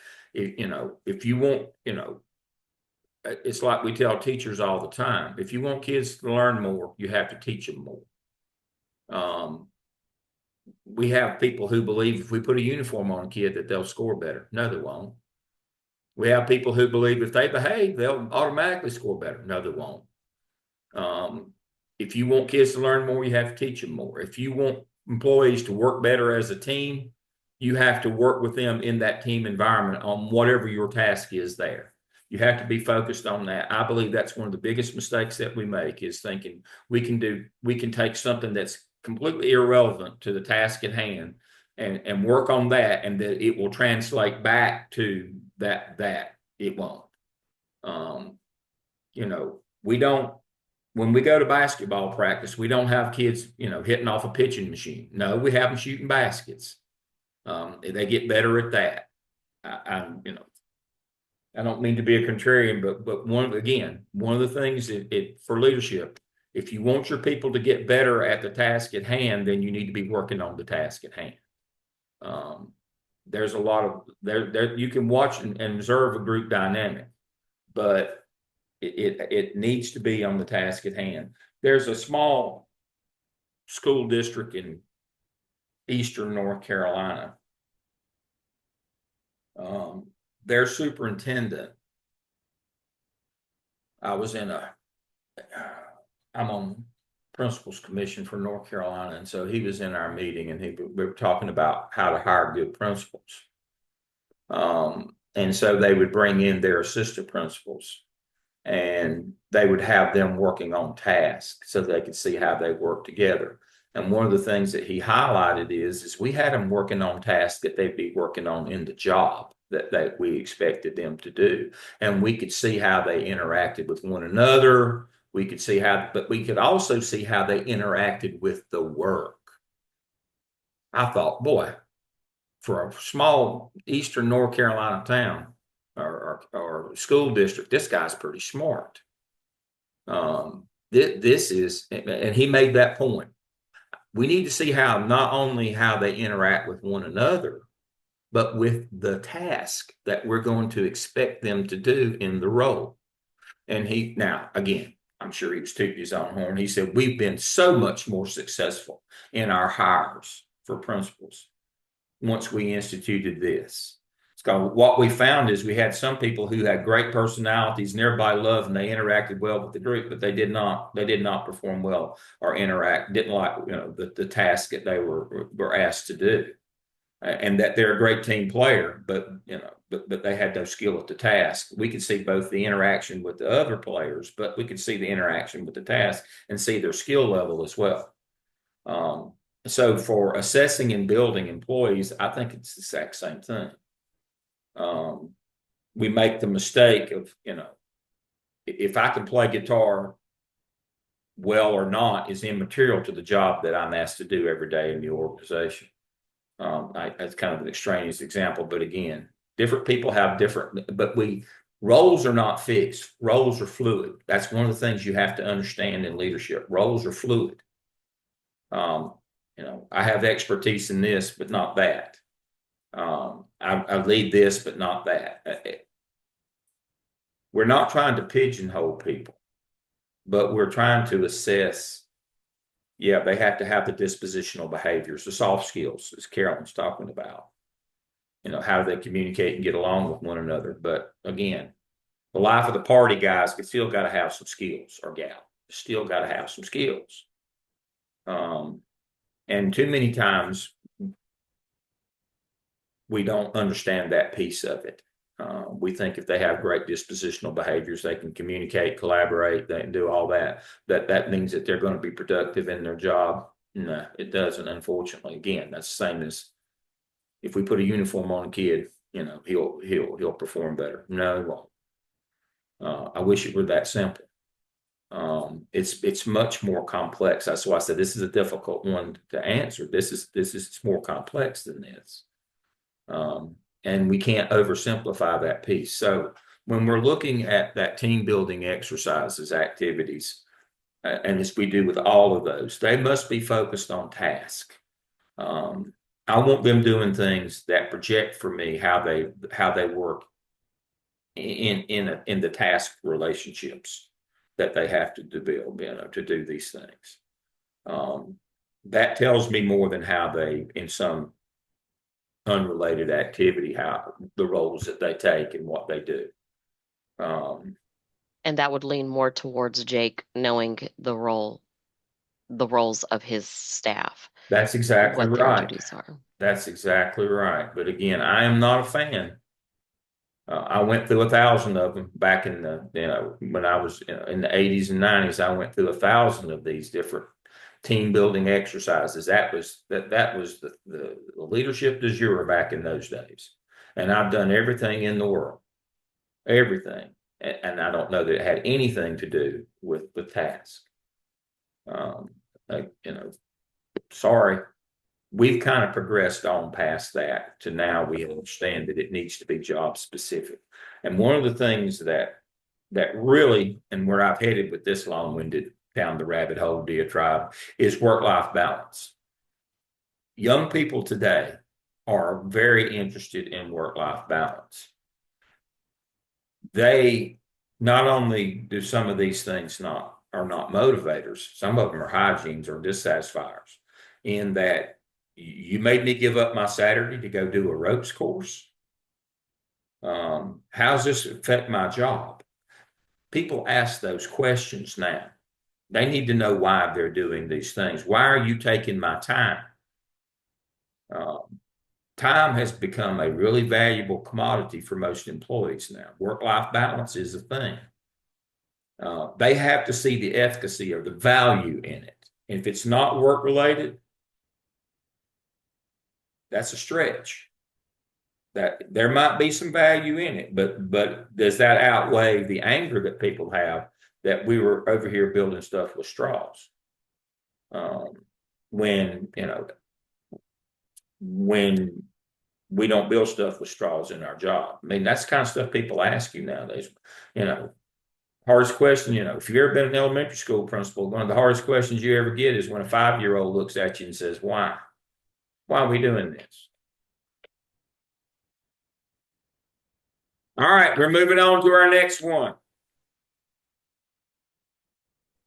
Dr. Lamb, one quick question. Do you want us to upload our PowerPoint presentation to Blackboard? Okay, thank you.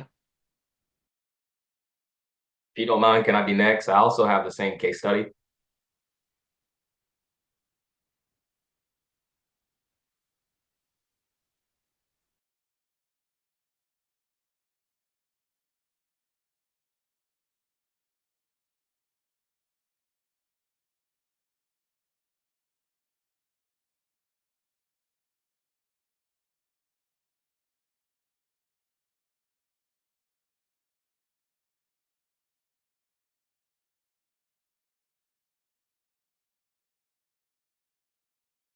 All right, I'm back. I had to take that call. All right. So yeah, upload your presentations. Make sure you do that to get your grade. Okay. All right. Naaman, are you ready to go? Yes, sir. All righty. I'm gonna turn my video off and see if you can share.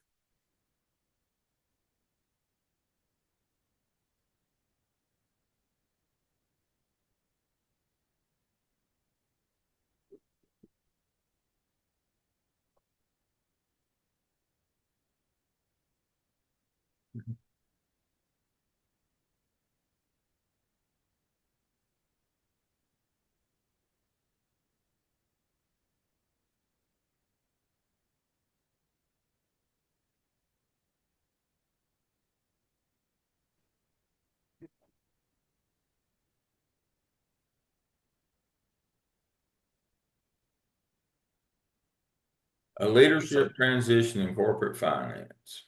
All right. All right, thank you. And this is from Anderson book as the previous presenters presented. First, we'll start off by giving a summary of the story. Wasn't sure if everybody was able to read this story. I know that there was an option, I guess, to use a couple different. Yeah, we had an option this week. Right. So Jake, a newly appointed to lead the corporate finance team, found himself in one of the hardest challenges of his career. When he got this position, Lauren, which is the chief financial officer, mentioned offhand that this team would need a lot of his help. So initially, when he got that feedback, he thought that was just kind of generic. I'm a new leader. This is what they tell everybody who gets this position. But when he gets to his first staff meeting, right off the bat, he receives some negative feedback. Being the first meeting, he has like a kind gesture. He brings donut, coffee. And employees in this situation, this circumstance, in this day and age right here that he's dealing with, they I'm sure they appreciated it, but at the same time they didn't. All right. So they wanted more of a healthy alternative. And right off the bat, that kind of wasn't what he was looking for. And that wouldn't be what anyone's looking for in his position. This is like a token starting off, trying to almost like I would even consider it a small peace treaty almost. Get a win early. Right, that win early. So Something easy, something simple, something small. Get a win early. right? And he wasn't able to get that No, he win. wasn't. He had a loss quickly. So there's a total of 12 employees that are sitting in front of him as he prepares his speech and as he gets ready to address everyone. And he notices that as he stands up there, people aren't really engaged with him. He mentions in the book that it's almost like they were looking at him as if he was a movie. They were looking through him. But he continued. He began by announcing the schedule for the upcoming budget process. And this team specifically is responsible for pulling together all of the budgets from each of the departments into a single financial overview.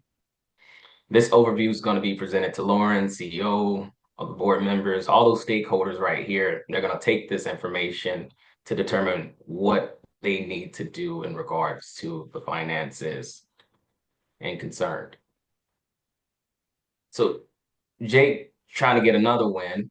He recognizes Kelsey in her position in the company, who's normally responsible for creating documents. And he mentioned something in the nature of, Kelsey, I'm depending on you to help me out with creating a document that we all can put our numbers on. And this instantly hit a nerve. It kind of woke up that sleepy crowd. Austin spoke out about how in the past they tried to use a universal document for everyone, but there wasn't really much guidance or not any collaboration to assist employees with trying to make it work. And it left the team working independently. Yeah. And so this is an example of what we're the opposite of getting an early win. That's why I said before, and thank you for bringing this up, man. Don't pick the one thing that's been the biggest problem in the organization that everybody's already mad about as to try to get your first win on. That's not smart. This has been a long-standing problem. There's been no resolution. Why in the world would you tackle that as your first initiative? Get an easy first win, and that this may be the primary thing we need to fix, but this is not where you start, folks. You've got to establish some credibility as a new leader. Get some early wins quick, and this would be a private conversation that you would have with Kelsey, and say, "This is where we're headed with this," but he's already he's already turned the crowd off to start with. This is the example of get an easy win. Don't tackle the hardest thing in the organization out in public and make this your platform, because everybody else, has failed, and you're going to fail initially on this as well. But we don't want to make this the hill that we die on to start with. That's just smart. So this is exactly right. Thank you, Name. This is exactly what I was talking about earlier. When you're a new leader, this is the thing not to do. It's exactly what he did. Excellent. So after this meeting, Jake reached out to the organization development consultant, Cody Schaefer, and told him about his new role and challenges. So Cody recommended that an interview would be conducted on the entire team to try to gain perspective. Those interview questions consisted of the following: what is your role on the team? What do you think this team really does well? How well does this team communicate? How well does this team collaborate to reach goals? What do you think needs to change on this team? And what questions do you have about Jake's leadership of this team? And the feedback that we got wasn't really specific to the question. It was more broad. And these were the responses that were received. The strengths, the team sees members as hardworking and they have respect for one another. They feel like opportunities to improve it. And this part right here is, and I'm talking about this a little bit more, about opportunities to improve. This is a reflection of those 12 employees. These employees are given this response. The team feels like they struggle to work together. This is recognized. The team also feels like many members desire more collaboration. So the team recognizes that there's not much collaboration that takes place amongst them. And they feel like if they had more, this could improve their situation. And another feeling that the team concluded, or that they concluded from this survey was, or from this interview process, is that there's a lack of coordinated effort. So I'm not sure if that goes back to the previous manager or the previous leadership not really sticking out with them and making sure that these processes took place and fell through. Just kind of gave them a task and just left them alone. But I feel like these employees with that response are saying that they need more leadership, more coordinated efforts, more unity when it comes to the processes that are expected from them. All right. The team's history has created a culture of blame and fear. So taking rest has led to severe punishments in the past, people losing their jobs, making some, trying to take initiative. Past management communication practices may have contributed to this culture. Like if clear expectations haven't been set, employees are not really sure what to do or how to do, and they're not even really sure how to communicate with their supervisor. It really didn't make a safe environment for employees, especially when it comes to their job security and feeling confident in their situation. Questions for Jake that employees had are: what are the goals? Job security. What is the vision for this department? What is the desired way of communication? And what should be done if ever there's a problem? So at the end of this case study, there were four questions, and I'm going to address all of them. Imagine that this case took place in each of the areas below. Based on your knowledge of the history of organization development, what do you think a practitioner would have done about this situation in that era? So in the 1950s, I believe that this case might involve an intervention, but not how they did it this time, how they did a survey with all of the employees. I feel like it would have been more specific to Jake and his leadership, trying to enhance his ability to lead and his performance. Moving on to the 60s, it might be suggested to build trust and understanding through meaningful exercises, more collaboration, team building. So to say, trying to make sure that they build that relationship instead of feeling like the boss is just more of a dictator, like making it feel like the boss is on their side, supporting them. So making it feel more team oriented.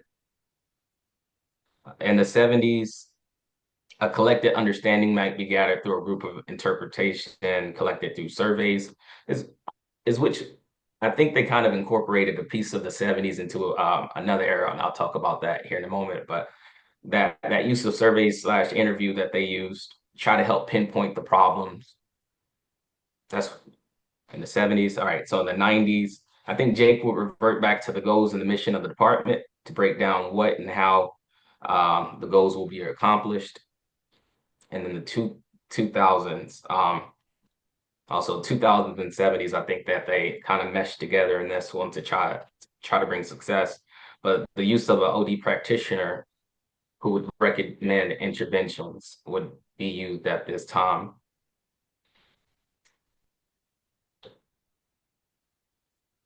So as I was looking up these different areas and how different OD practitioners would engage in certain situations, not only did I look online, I was looking at YouTube videos, trying to see what other OD practitioners would respond and how they are. I personally haven't had the opportunity to interact with an OD practitioner. I haven't seen it in practice yet. So I was doing a little personal research and I came across Todd. He is an OD organizational development practitioner for Disney. And I felt like he offered a great perspective of their role. And I wanted to share that with you.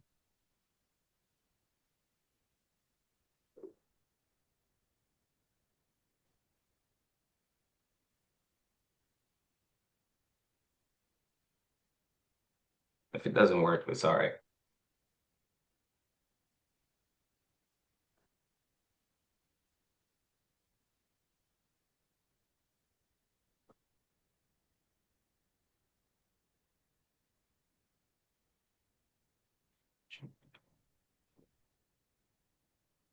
right. Well, we'll just let it slide for now.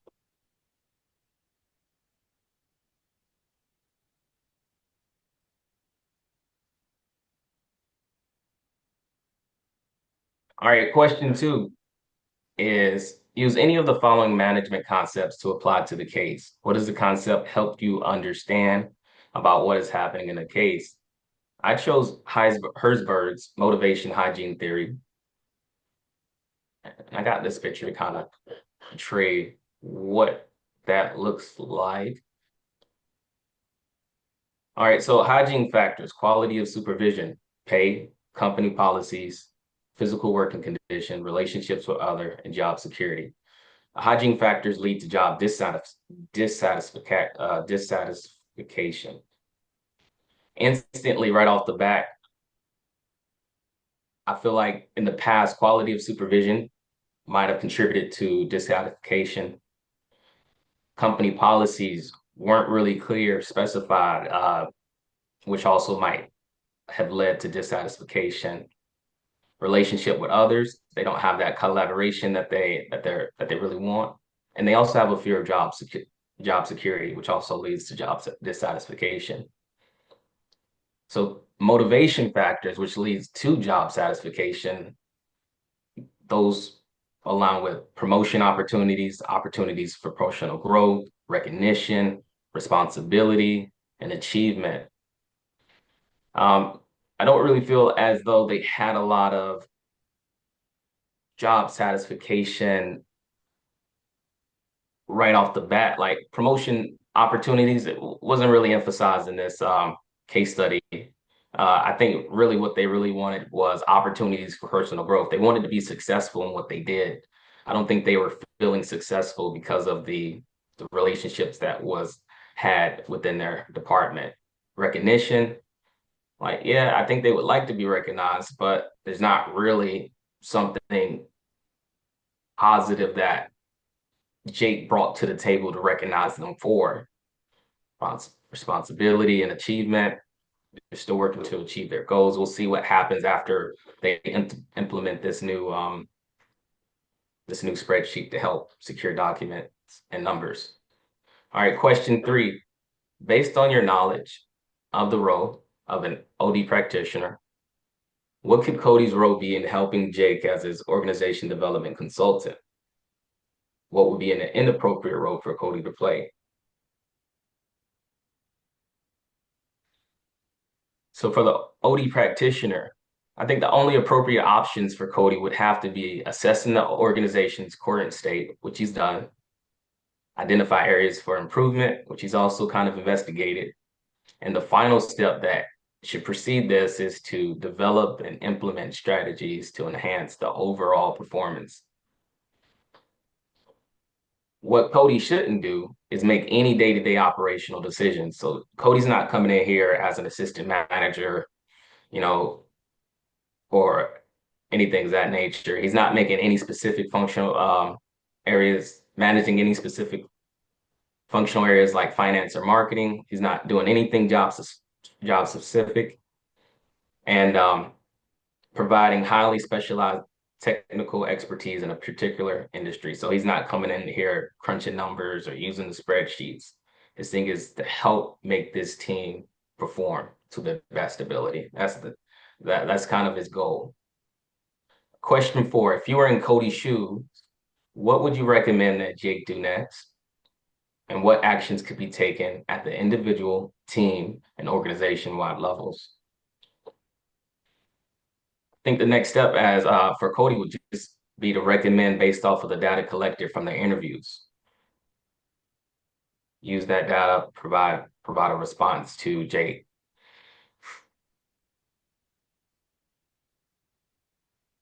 So starting from the top on the organizational level, I think new leadership is in place because the previous leadership retired out and had us in a situation. From there, I think collaborative efforts to enhance culture should be important at the organizational level. At the group level, set clear goals for the team. Management may need to be a little more hands-on to assist, more in that servant type leadership position at that group level, and also opportunities to collaborate as a team. On the individual level, we need to confirm and identify the goals, revisit job expectations, um, and implement regular employee feedback. You know, and that concludes this presentation. Excellent. Thank you. Excellent. All right.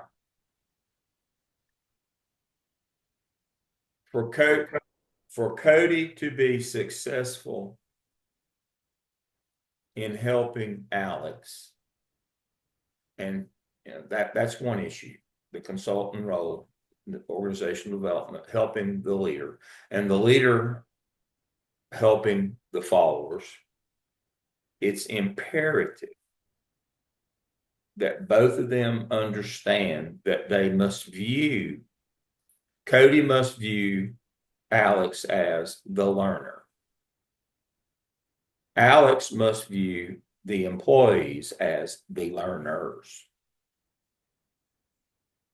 I mean, we're trying to change behaviors, right? Therefore, change outcomes. Again, goes back to the original rant this morning. We have to focus on outcomes, but we can't separate the inputs from, are we doing the right things?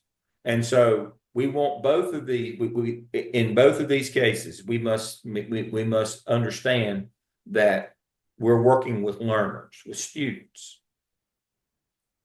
I said, in my last rant about team building activities, that it must be relevant to the task. It must be about the task. It's a continuation of that. So now, full disclosure, I am partial because he was one of my professors at Chapel Hill, but Phil Schlechte, Dr. Schlechte, he died about 9 years ago. He has a center, he's world renowned in organizational leadership, in growing leaders.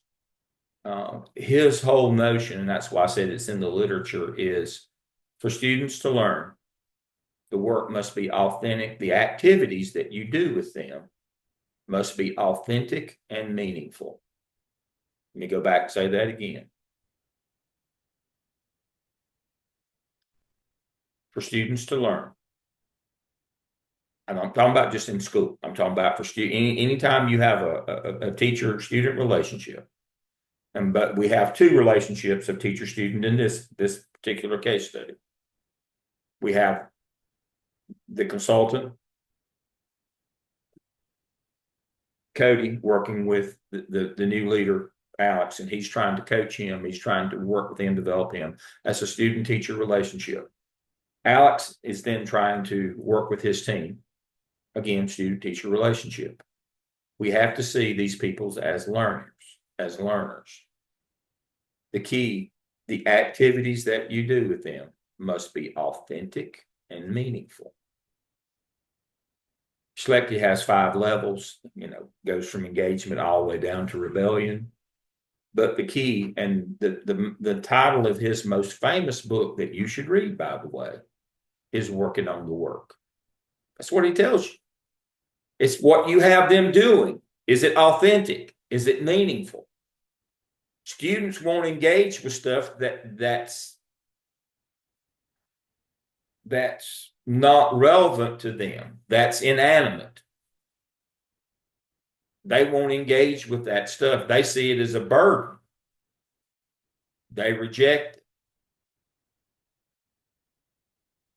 The work has to be that you give them to do has to be authentic and meaningful. The activities that you do with them. The activities that Cody does with Alex have to be authentic and meaningful about, we need you to do this in your job, very specifically. Same thing when Alex works with those individual employees, their roles and responsibilities. We have to get down in the weeds. We have to be working on the work. I think it may, of all the things that we need to understand when we're trying to lead somebody, to teach somebody, we're trying to get somebody to learn something, is the work has to be authentic. It has to be meaningful. So right here, I'll read them to you. Engagement. The student sees the activity as personally meaningful. The student's level of interest is sufficiently high that he or she persists in the face of difficulty. Again, if it's about the work and their employment, they'll see that. The task has to be sufficiently challenging. I mean, all the things that, and then you get into Hertzberg, all those things. Students who are engaged learn at high levels and have a profound grasp of what they learn. They retain what they learn and can transfer that learn to new contacts or constructs. And then you have students who are strategically compliant, ritually compliant, in retreat, and in rebellion. I mean, he's got a group that's in rebellion. You need to have authentic work for them. Again, Phil Schlechte, he had a center in Kentucky when he was there, but working on the work. It must be relevant. It must be authentic to what they're doing every day. And I can't think of any time that I've ever seen in my career where that's more important than now. With this work-life balance, why are you having me do things that are wasting my time, taking my personal time? Why are we not focused on the task? I'm going to give you my time and attention during my paid time, but don't ask me to answer my phone or come to these things or do outside or stay late or all these things. If you do, it better be of value. It better be related to what we're doing. People will call you out on that now.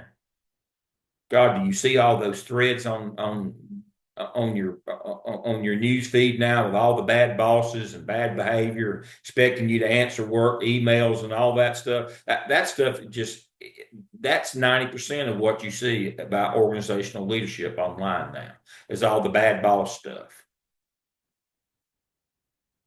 Doing stuff that, why are we doing this? Why are we doing that? Can't see the value, the meaning in it. Working on the work. What are you having these people do?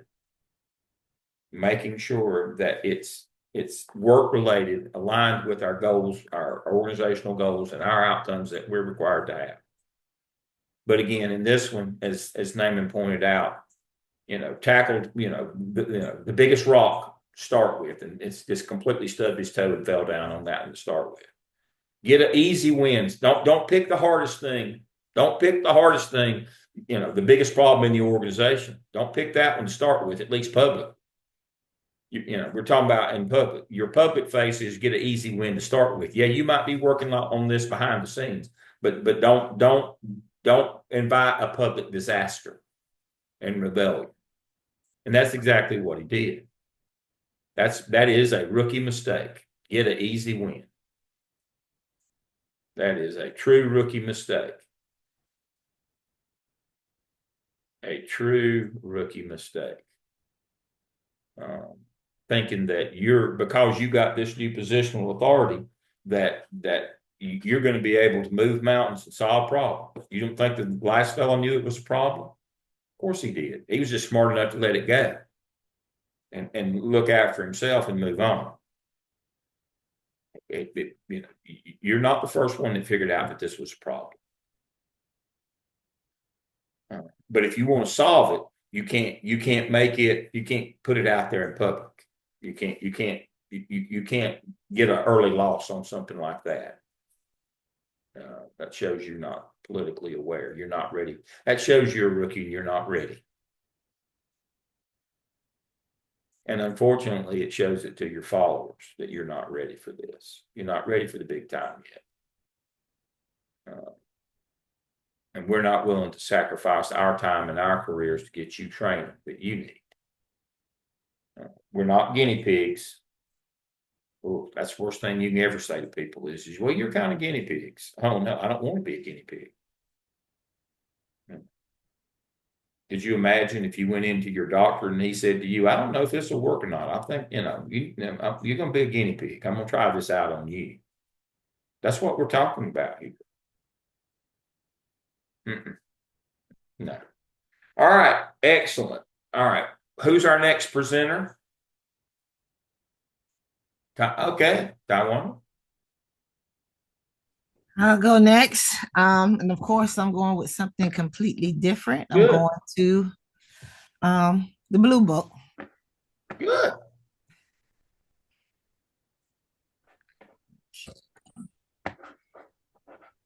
Here it is.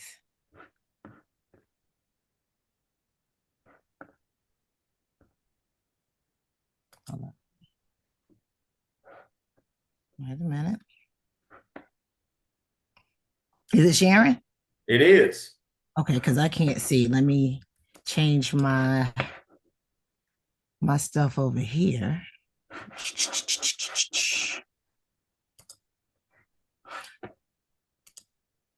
Nope, that's not it.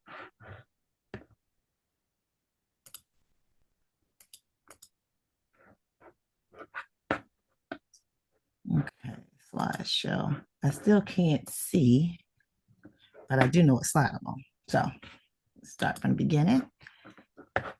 Slide over here.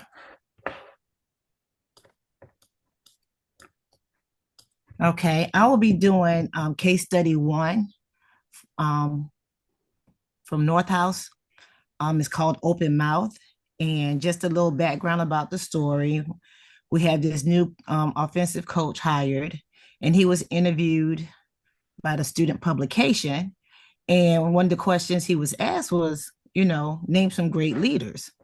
And of course, he said Adolf Hitler, he said John F. Kennedy, and Christopher Columbus, but he kind of expanded on Adolf Hitler. Like, I know it's going to get a bad review, but the way he was able to mobilize and rally people, his leadership was second to none. He would really like to know how he did that. And so, moving forward from the interview, when it ran, someone from the athletic department was like, could you remove that, please? Like, can you kind of change it up? Because they knew there was going to be a lot of backlash with him mentioning Adolf Hitler. And of course, the student publication doing their due diligence, like, well, let us run the whole thing so they can really know. And I guess they asked questions that was going to lead to some character implications for the person they interviewed. And so it got wide response from the public, and it was on several different outlets. And of course, the university had to end up addressing it, and he resigned. And so we go from there. Go to the next one. So some key terms from the chapter 1, of course, it talked about leadership, and there's so many other things, but of course, leadership involving influence, power, and it's a process. It's interactive, and it was just so much. It was so much, and they compiled in this chapter that I was like, when you think about leadership, you don't give it its due diligence. You just think leadership, they A lot of content. a lot of content. And so I just wrote down a couple key terms from there. And so I'm gonna get into my questions for my analysis of this case. And so when I thought about the leaders, I just wrote down everyone that was kind of mentioned in the case study. Kellen Voss was the sports editor for the student publication who did the interview. And so I think he was showing well, first, let me describe what a leadership is. It's a process whereby an individual influences a group of individuals to achieve a common goal. So I think Kellen Voss demonstrated leadership because he, being an editor, wanted to present someone in their authenticity and developing questions that's going to kind of display one's character or give you insight to that person. He asked a question that would probably create some thought. And so when asked about the leadership, and he named these 3 leaders, and then asked to kind of change up what was put in the publication, they went ahead and just published the whole interview. And so I think he showed leadership by adhering to the processes for I want to say not leadership, but writing papers, and getting information out to the public, media. And so as far as the GVSU Hillel chapter, that's a Jewish organization on the campus, and they demonstrated leadership by just bringing an awareness. Like, do you know how you made this group of people feel? Like, we're kind of offended, and I know we feel confident that the university is going to address this and come up with some resolution. And so the administration, of course, responded as leadership by suspending him. And so he ended up resigning. And so Matt Mitchell was the head coach, of course, coming to defend, like, well, when we do these interviews, like you had kind of mentioned before, Dr. Lamb, you don't really know the character of a person. You're not asking those types of things. And so based on everything they had done as far as the interview, he seemed like he would be a good candidate for the position. And Philomena is actually the president of the campus, and she came out and she just kind of talked about some things. They're going to introduce some new curriculums for to talk about the Holocaust and Native Americans.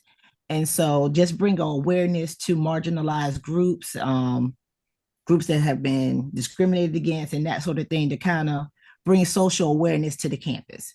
So although they're not specific leaders, but in their specific situations, I felt like they were leaders. Any questions about that?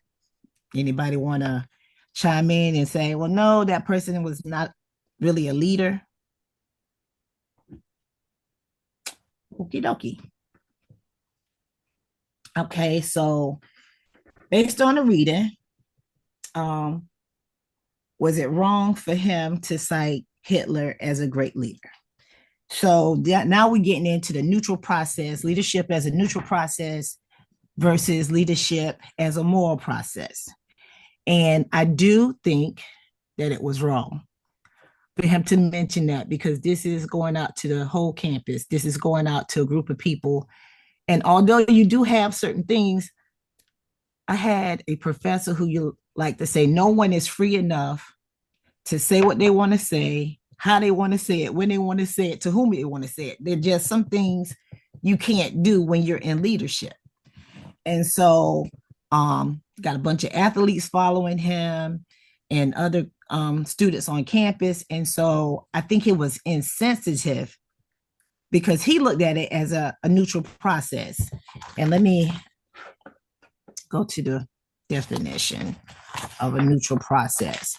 It's basically when you look at leadership as an efficiency method of doing something. You're not really taking anything in regards as far as ethics and morals. You got a job to do, you do it. And then the moral process is, of course, you're taking into account those things, some moral values, some ethical principles. And so you take that into account when making decisions. And so it was obvious he looked at it as a neutral process. But citing Hitler as a great leader, I think, was insensitive on his part as a leader on the campus. What was my reaction to him resigning? I was not surprised. And what's so ironic about that, he knew mentioning Hitler was going to get some backlash, but he was like, the way he led was second to none. I really would like to know how he did that. And so I don't know if he thought that just kind of admitting that, yeah, he did some bad things. His intentions were bad, yeah, but his leadership style or his leadership was good. And so I wasn't surprised. I'm surprised that he was, well, that he went ahead and just kind of reiterated that Hitler was one of his persons that he admired as for their leadership ability. And so I wasn't surprised. Okay. So based on the discussion of morality and leadership in this chapter, and I kind of answered this on the previous one, he definitely looked at it as a neutral process. because he didn't think about how it offended any group. He didn't think about the moral implications of his leadership style. He just know he had a goal, he got it done, and people followed him. And so that is why I said it was a neutral process. Of course, the university response is clear that they think leadership is a moral process. They made decisions quickly and swiftly in regards to the coach. And so you do have a responsibility to your followers. You need to set an example. And it's just like parents and children. Not do as I say, don't do as I do as I say. But what you see emulated, it holds you to a certain standard. And so you have to take in consideration those moral and ethical things, and not only take those in account when making decisions, but also behaving in a manner that's consistent with those principles.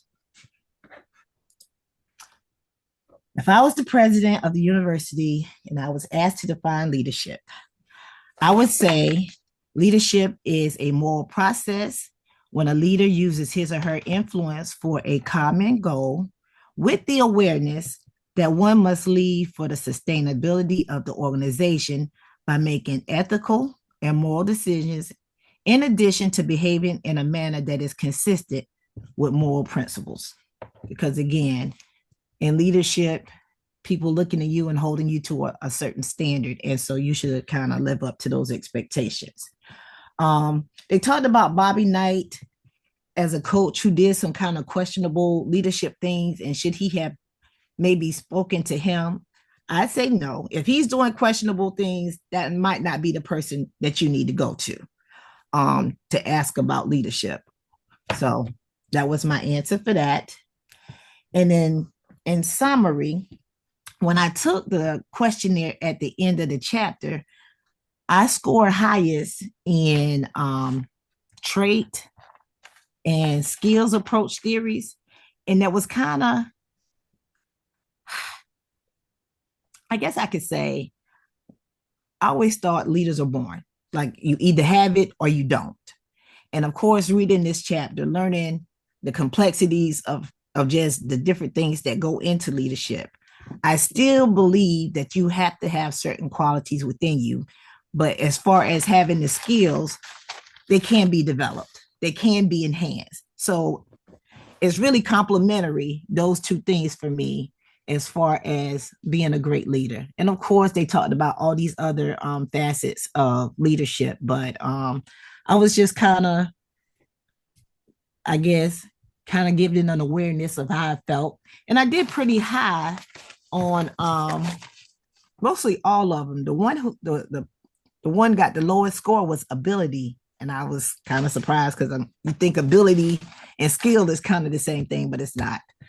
And as far as leadership insight, again, is very complex. This kind of opened my eyes to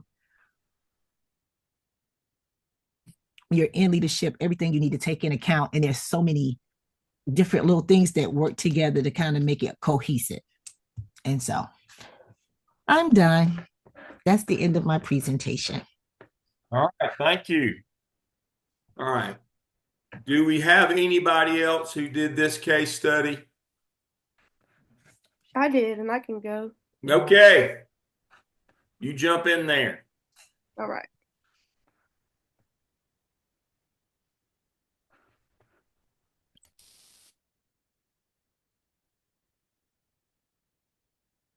Let me share my screen.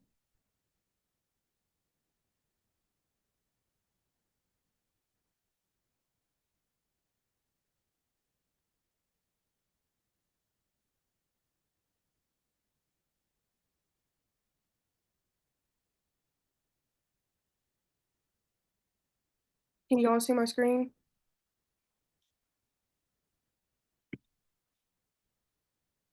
I'm guessing you can because I know you would have said something. I can't see you all anymore, so I can see my presentation. I also did open mouth case study as well, and my name is Lauren Truitt. So I wanted to introduce the case study, then I'll break it down within certain points, the 7 questions that we had to answer. So to begin, like Miss Tawanda said, the case study is about Grand Valley State University, and they had a new offensive coordinator that got hired like very soon, and he had an interview, and the people that he said were great leaders wanted to know about leadership is Hitler, JFK, and Christopher Columbus. And then I'll go through the 7 questions. And as we go through the 7 questions, you'll see how this interview caused backlash, caused uproar in media when he was on different media platforms, live television, and things like that. So I'm gonna go through the 7 questions, and then I could break down a case study for you all. So the first question was, who are the leaders in this situation?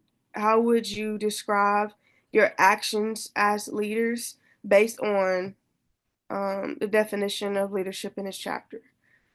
I broke the leadership down, just the main 3 people in the chapter, main 3 people in the case study, and Morris Berger. He is the offensive coordinator that did the interview. And then we also have Coach Mitchell. And the reason I wanted to point out Coach Mitchell is because of their comments. Coach Mitchell and also the president of the university, their comments after, and you typically see this in scandals and different things that happen in different organizations when they have their leadership try to step in and not get a bad rep of their leadership. So I wanted to break these 3 down. One, it's being the offensive coordinator, the one that resigned, Coach Berger, because of the things that he said in the interview. He had the opportunity to, like Mr. Wanda said, he had the opportunity to just not say Hitler at all, but he did say that, and he already knew, hey, this might be a bad thing, but this is a leadership. I would say he could have just kept that and did someone else, but we'll get into that later. And then again, like I said, with Coach Mitchell and with the president, they both had um, comments after the resignation and after the situation happened that shows them stepping in as a leader to try to mend the situation and fix the situation. Okay, so do you think it was wrong? I would say, do you think it was wrong for Coach Berger to cite Hitler as a great leader? I'm gonna get into what I thought later, but I would say yes, and the reason being is because even in the case study, it mentioned that they had I think it's called HIFL, the organization that was Jewish. So they had a club for Jewish people. I would say if you knew it would rub people the wrong way, just don't mention it at all. And I think as a society, we learned that a lot in 2020 when people were getting exposed of saying certain things that they shouldn't have, and companies trying to get away from that person to not have the company or organization have a bad rep on their name. So I would say yes, it was wrong for him to say that Hitler is a great leader, but it's fine for him to have that opinion because of the way he's mentioned it. You really don't know somebody's actions within I think it was like 2 days or so of him starting. So I know that he just began the role. So they really don't know you as a person or as a say somebody that was a president of university for 10 years. Even they will have to watch the comments that they say, given that hey, this goes out to the public once it's on the internet, it's for everyone to see. And given also that you have a club that have Jewish people that could have this rubbed the wrong way, especially when you're new in a role. I would just say it was wrong for Coach Berger to say this, given the morality, given the ethics of people that they would see, as he would say that. The other 2 are fine. JFK, a president of the United States, and Christopher Columbus. So he wanted to see the leadership. Of course, he could have the opinion, but I would say it was wrong, especially it being probably one of his first interviews at the new place. And number 3 is, what is your reaction to Coach Berger resigning one week after it was 1 week, so 1 week after signing a contract to be a coach at the university. I This is my reaction. I figured it was coming. As we see in different organizations and things happen, from CEOs to presidents, how they resign after things come out in the media. Sometimes the companies try to hide the situation, just like what Ms. Twyna said. The person that read it said, "Hey, we might need to fix it up a little bit, being that we might need to fix these up a little bit, being that you know, this can go out and it could be rubbed the wrong way." But the publication decided to publish it, so of course it was going to rub somebody the wrong way, which means he would resign. So like I was trying to make a parallel assumption to things. Basically, yes, I figured this was going to happen because, of course, the case study is called Open Mouth. He should have just not said Hitler at all. Are you all able to hear me? Let's see. Okay. Yeah, we're with you. Okay. I'm just You can responding see it from the to chat. Naaman's question on chat. Was there any way that he could have done, any way that he could have said Hitler in any context would have been okay? And the answer is no. When we say Hitler was a great leader, Mm-hmm. that's based on achieving objectives. Remember, we have to evaluate outcomes. And in ethical or moral leadership, if you understand those two things, how you do it is as important as what you do. But he fails on both of those. How he did it and what he was trying to do. He was trying, to exterminate an entire race of people. That's not cool. And the notion here, I see it in today's life all the time. People say, "I am not a fill in the blank, racist, misogynist, whatever," and then they go on to say or do the most racist, misogynistic things. But they think, well, if I qualify that, that means I'm not a. As long as I say your actions are what we're interested in, Mm-hmm. your language. In no world is what Hitler did good. And we won't even get into all the other people that were killed. In no world did what Mao do in China or Stalin in Russia during the same period, or Pol Pot in Cambodia. In no world is what they did good. I mean, Stalin killed 50 million people. Mao killed 60 or 70 million intentionally. In no world is that good. Those would not be people that, because they achieved their objective, but their objective was immoral, was illegitimate. And so that would not be something that we would ever, in no context could we use that and it be okay. We have to understand that in leadership. There are certain things that in no context that would be okay. That's the answer to that question. We have to understand we represent more than ourselves. Free speech doesn't mean you're free from consequences. With society, your employer, with whoever, free is not free. All right, back to Lauren. I agree with that. So basically, that's what I was getting at. And like you said, the second bullet, interview gone wrong, honestly. Especially him being just 1 week within the organization, within the team. Like just saying that. So I figured the resigning is coming. Because you get to, in the interview process, you get to see, you try to understand the person just by their resume, by the things they say, but you get to see their actions after they're hired. And for this to be something quickly, that happens, I would just say yes, the resigning. You can't separate, I admire Hitler because he got people to follow him, from what he got him to follow them to do when they followed him. You can't separate that piece of it, that outcome piece. If you admire him, then that means you admire that he killed all these millions of people. You can't separate. You say, well, he was very successful in killing all these people. They didn't just follow him, down to the store. and he got them to kill people and commit unspeakable atrocities. Mm-hmm. So you can't say I admire him and not admire what he got done. You can't separate those two. So in you know that's how this works. Great leadership is about the accomplishment. What was the task? What was the outcome? That's how we started this rant today. Very first thing at 9 o'clock. You can't separate outcomes in leadership. That's what leadership is getting the outcomes. Tawanda, you've got a hand up. Yes, sir. My question is for, I'm gonna say, an atheist or someone without a moral compass. Is it possible to be a good leader if you don't have those things? It's possible.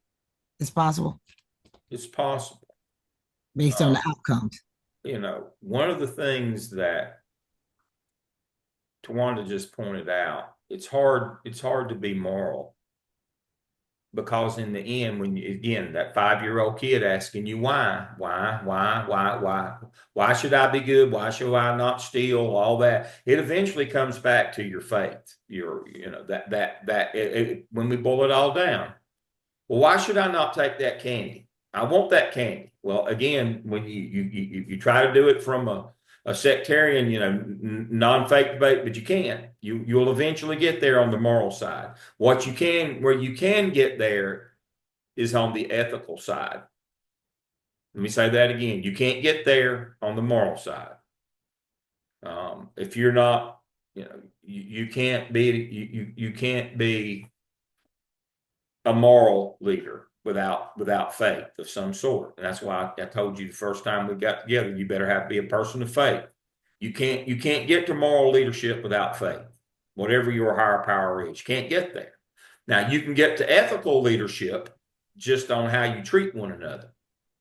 You can get to ethical leadership, but you can't get to moral leadership without faith. You got to distinguish between the two.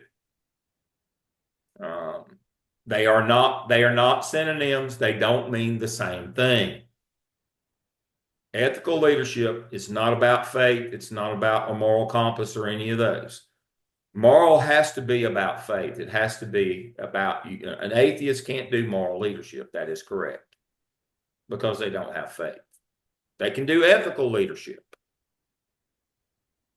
and that's just how you treat one another.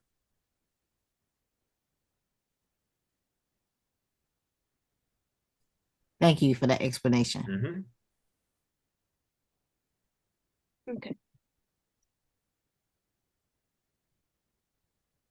So going on to question 4, based on our discussion on morality and leadership in this chapter, would you say Coach Berger comments are based on leadership as a neutral process or on leadership as a process that has a moral dimension? So to break these two down, the neutral is basically what the chapter is saying was like everyone basically agreeing, yes, Hitler it was a great leader, and then the moral is basically what we previously discussing, like the morality. Some people want to say no, like the things like Dr. Lamb just said. Okay, you say you're a great leader, but he killed a lot of people, so it's not moral. So that's basically what I'm getting at with question 4. I feel like maybe Coach Berger was thinking that everyone thought he was a great leader, but then he also said that I know this is gonna probably not go well, so he probably just shouldn't have said it at all, honestly. But I would say he thinks, oh, he's a great leader, but the morals is not right when it comes to Hitler. Like when it comes to him saying he's a great leader, you could say he's a great leader, but he had no morals within everything he did during that time. So this is basically the bullies breaking down the difference between morals and then the neutral. I personally think that Berger think it was neutral, But honestly, he should have kept it like morally, especially him being new within the leadership as a coach at the university.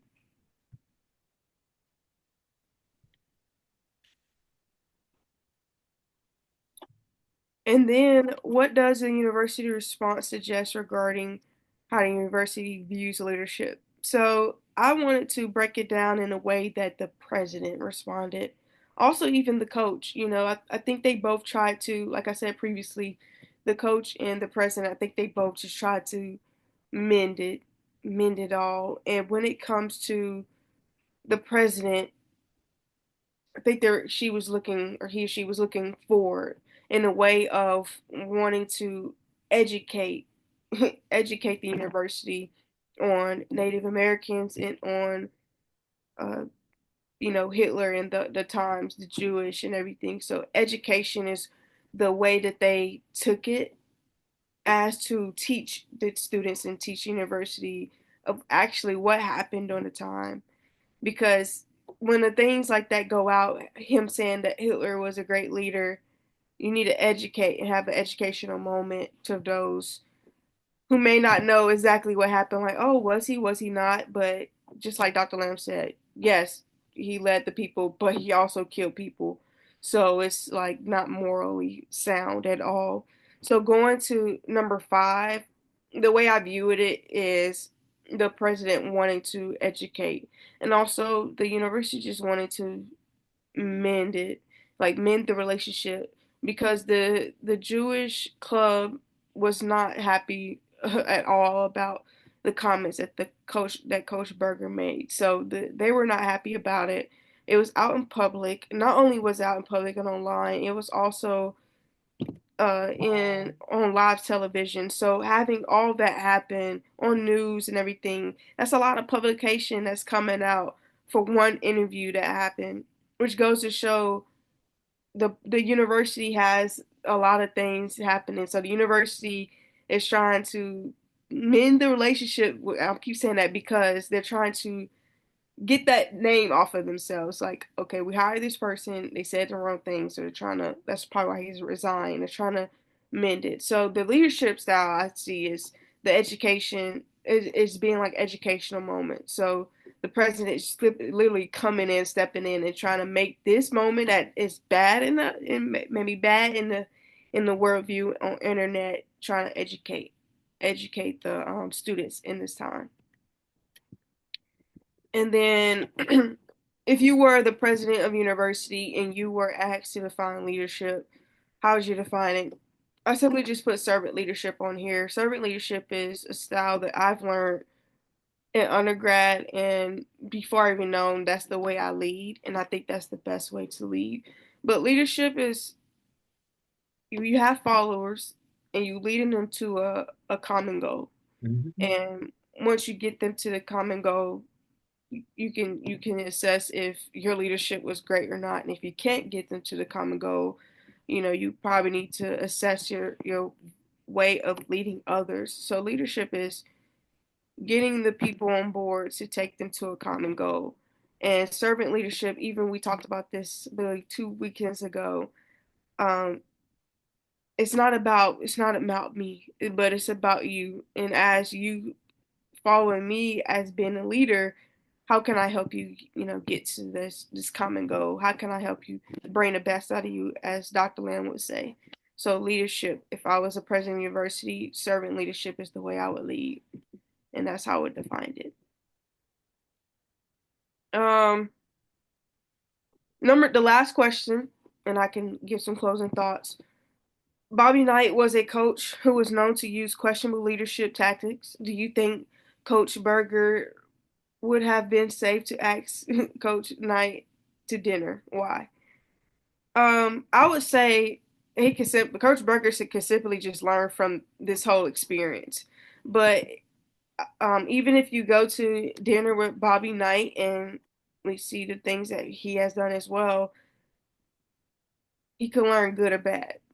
Okay, I should do this or I shouldn't do this. So even if I always say, I give you an example. I say every generation should be better. So if you see, like Miss Tarter was going about the parent and child, if you see a parent or they tell you they did something, you should learn from the wrong mistakes that they have did, so that way you don't have to make the same mistakes.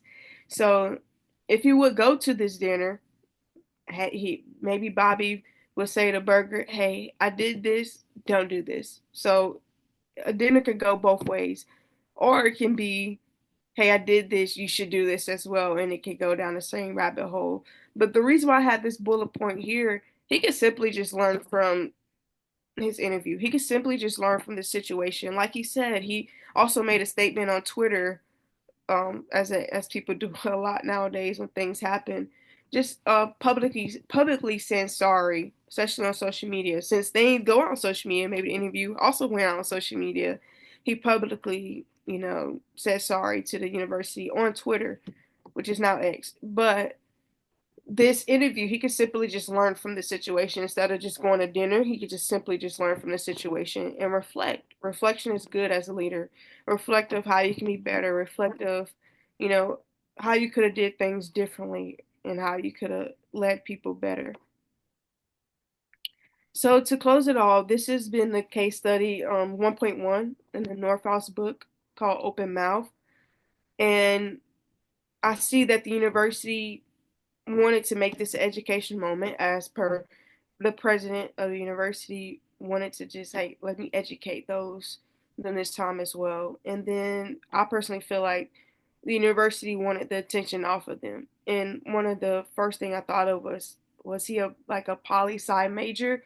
Because what would he even say Hitler within the interview, especially being so new?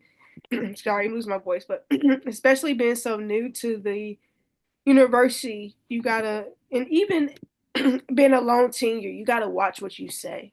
You always gotta watch what you say. So the university wanted the attention off of them.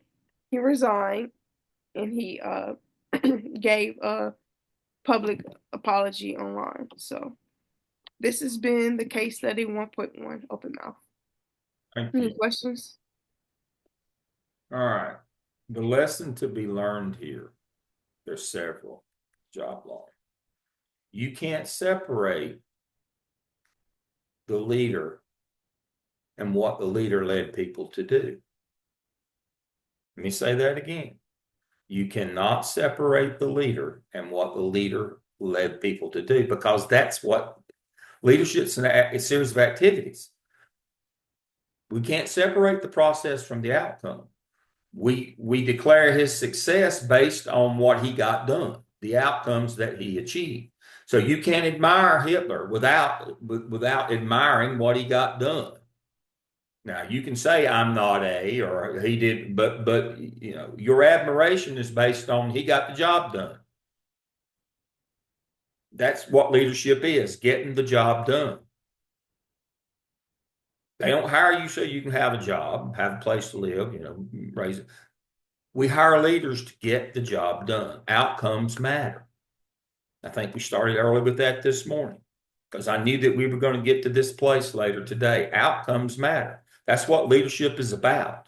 You can't separate the leader. Oh, I admire him, but I don't like what he did. Well, why do you admire him as a leader? Because you support or agree or you appreciate what he got done. Again, you can't be a moral leader without a moral compass, and that goes back to your religion, to your faith, whatever it is. Don't care what it is, but you better have it. That's the only way you can be a moral leader. Now, you can be an ethical leader as an atheist, and that's just about how you treat one another. But that's not moral leadership. That is not moral leadership. Don't confuse the two. You must have faith. Jeff? Yes, sir. I think as a leader, you have to have multiple styles Yes. to pull from. And I think Coach Berger, his micro political leadership was not developed at all Right. because he didn't know his stakeholders, right? His only stakeholders was the football team, basically, right? But he wasn't looking at the entire university as his stakeholders. And so he thought he could say, because football coaches say what they want. They're very frank sometimes, right? But he needed to understand he was in front of a camera. And that whole question, I believe, was loaded because you have three, if you really think of it, you have What's the three, reporter's job? Is to get a story, a scoop. yeah, yeah. You You know, have three loaded don't questions. complain that the skunk stinks. Yeah, That's who the skunk is. yeah. So, You got to understand that dealing with the media. yeah. And so that, that was a setup, right? Yeah, Because you have three controversial, iconic people in history. Why not ask a question about Mother Teresa or, I don't know, something yeah, something more, somebody in education, because right. you're university. But anyway, that's just my thoughts. Yeah. Well, that again, the whole point there was to find, if he'd say something controversial, I got you. I mean, that's kind of the whole idea. Tawanda. I think that's what a point I want to make about Kellen Voss asking those questions. It was giving insight. I couldn't figure out how I was trying to say it, but like you said, Dr. Lamb, that was his job, to educate and inform and get the information out.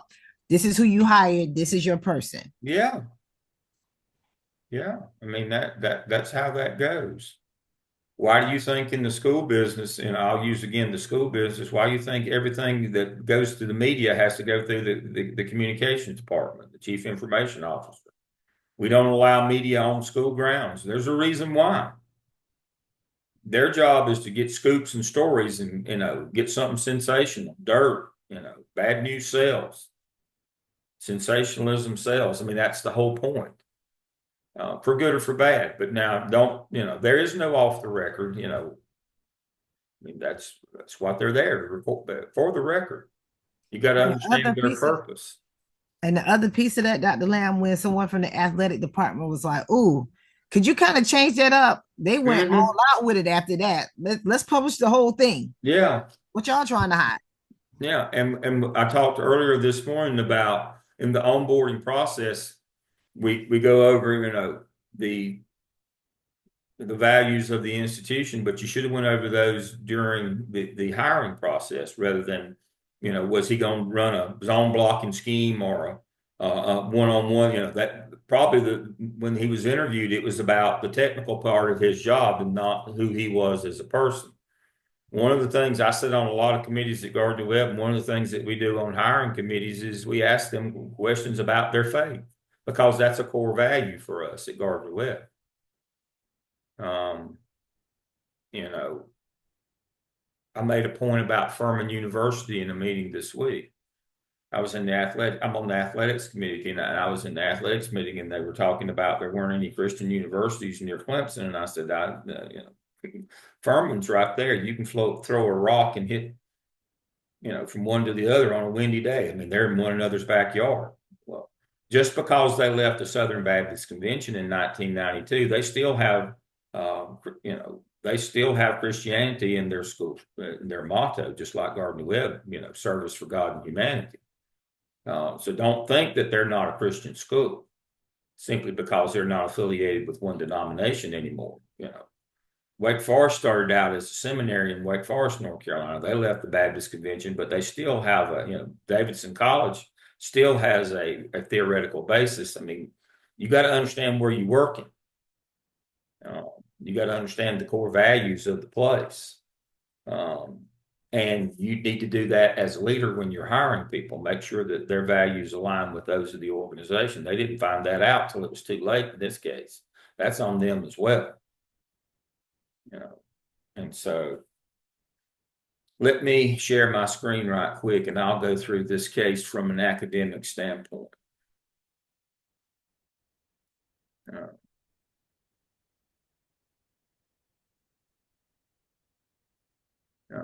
The leaders, as we know, are the coach, the head coach, the president, the Jewish chapter, and the editorial staff. Based on Northhouse's definition, leadership is a process where an individual influences a group to achieve a common goal. Again, you cannot separate the process from the outcome. It's leadership's based on, did you achieve your goal? And if you admire somebody, then that means that you're all right, or you admire or you support their goal. You can't separate the two. Northhouse tells you that. All right. Tim, you've got a comment on that? Yes, I do, but I also wanted to notate that I also did this case study, so I don't know if you want to go through it and I still present afterwards, like if that's okay. I'm just looking. We'll if we have time, we will. Okay. We've still got how many more have to present? I'm just looking at our time here. You've got to. Okay, so you want to? I'm gonna do this one right quick, and then we'll get to yours. I want to hit this, and then we'll get to yours. We got you, and we got Rebecca. It's got to go yet. All right. Was it wrong for Coach Berger to cite Hitler as a great leader? Yes, it was wrong. Again, from a moral leadership perspective, that's what we've talked about. Absolutely. And back to the Jewish chapter, from a cultural and social sensitivity, and not understanding the context that you can't separate the actions and the outcomes. His resignation was inevitable. If not, you'd have had to fire him, because you must maintain leadership, credibility, public relations, and organizational fit. Again, the values of the organization. I've covered those. There's a moral dimension to leadership. Coach, based on leadership, or leadership as moral dimension, yeah, absolutely, it has a moral dimension. It has to. And he also disregarded the ethical component as well. Even if you say, well, I don't believe in the moral dimension because I'm not a Christian, or I'm a faith-based person. It also, ethically, it violated ethical leadership as well. What does the university response regarding university views leadership? They're values-based and ethical, transformational, educational, accountability oriented. If you were the president of the university and asked to find leadership, inspire and guide others. And of course, this is upholding ethical integrity, fostering inclusivity, and making a positive impact on society. As a state college, you probably wouldn't want to mention the moral dimension. You would talk about ethics, inclusivity, and impact on society. And then Bobby Knight. It would be okay to say Bobby Knight. Known for authoritarian and sometimes abusive tactics, include verbal and physical aggression. Controversial but not unethical on a historical scale. He is problematic, but not to Hitler's atrocities. And we could have gotten to his fallacies, as Lauren brought out. That would have been a good way to do that. Ethical leadership, responsible communication, organizational accountability must be effective and morally responsible. We can't separate the way you do it from your outcomes. Words matter, especially in leadership. You're held to a higher standard. Free speech isn't free.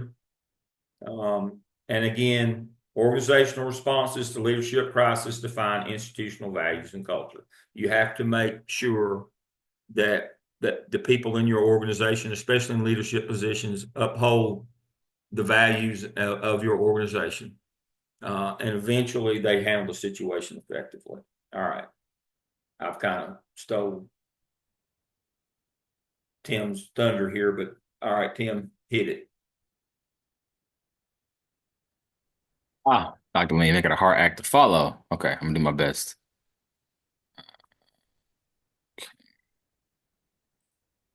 You got to be better than me. I'll do my best. I promise I will. Okay, so as Dr. Lim explained, this is our case study around the open mouth case study out of the Northouse book. And so I'll just jump right into it.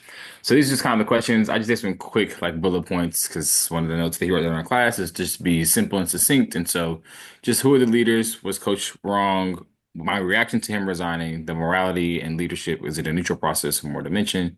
What does the university's response suggest? The president's response, based on my own perspective, if I were the president, and then based on Coach Bobby tactics, should he have been invited to dinner? Based on the questions that we know would have came from the interview. So who are the leaders? So as noted, I put here the athletic director slash department head coach, human resources director, editor-in-chief for the student publication, university president, and student organizations. I put asterisks beside 1 and 3, mainly because they aren't necessarily mentioned fully directly, but they are there for I think a couple of reasons. As somebody who works in a university and has considered something similar when I've had an article go out from a faculty member who had some really outlandish, I guess you say, like rhetoric or thought processes around leadership. And so we had to do some type of like rectifying the situation. So when you think about all the key players involved, there's a lot of people in the background that make decisions that then gets funneled down. So I think we kind of saw that in the article in the athletic department. Somebody there saw it and was like, hey, we should do something about it. And I'm pretty sure the athletic director also played a part in like, hey, I need you to go clean up this thing before it gets worse, based upon the brand at Grand Valley State. So these are the leaders from that. So, was he in the wrong? Yes, absolutely, 100%. I think Tawanda and I thought all agree that we saw him admit it. Like he literally makes a statement and then goes, and I know this could be viewed wrong, but then you probably shouldn't say it, right? Like you should retract the statement when you still had control of the situation. One of the things that the book talks about is that leadership is has a continuous argue that what is considered great leadership for the common good and what is morally wrong. And then it also mentions that leadership is a neutral process. Some in the field, leadership argue that leadership is a value of dimension, and it continues to go forward throughout the Norhaus book. I thought those two things were important for me with this question of around who's wrong is because, like we've all kind of stated now, like everybody has a moral compass or something that lives and draws you nearby. So you can't necessarily separate the two when we look at leadership. But we also know that just because of this moral compass of killing massive amounts of people, it does not make the action right.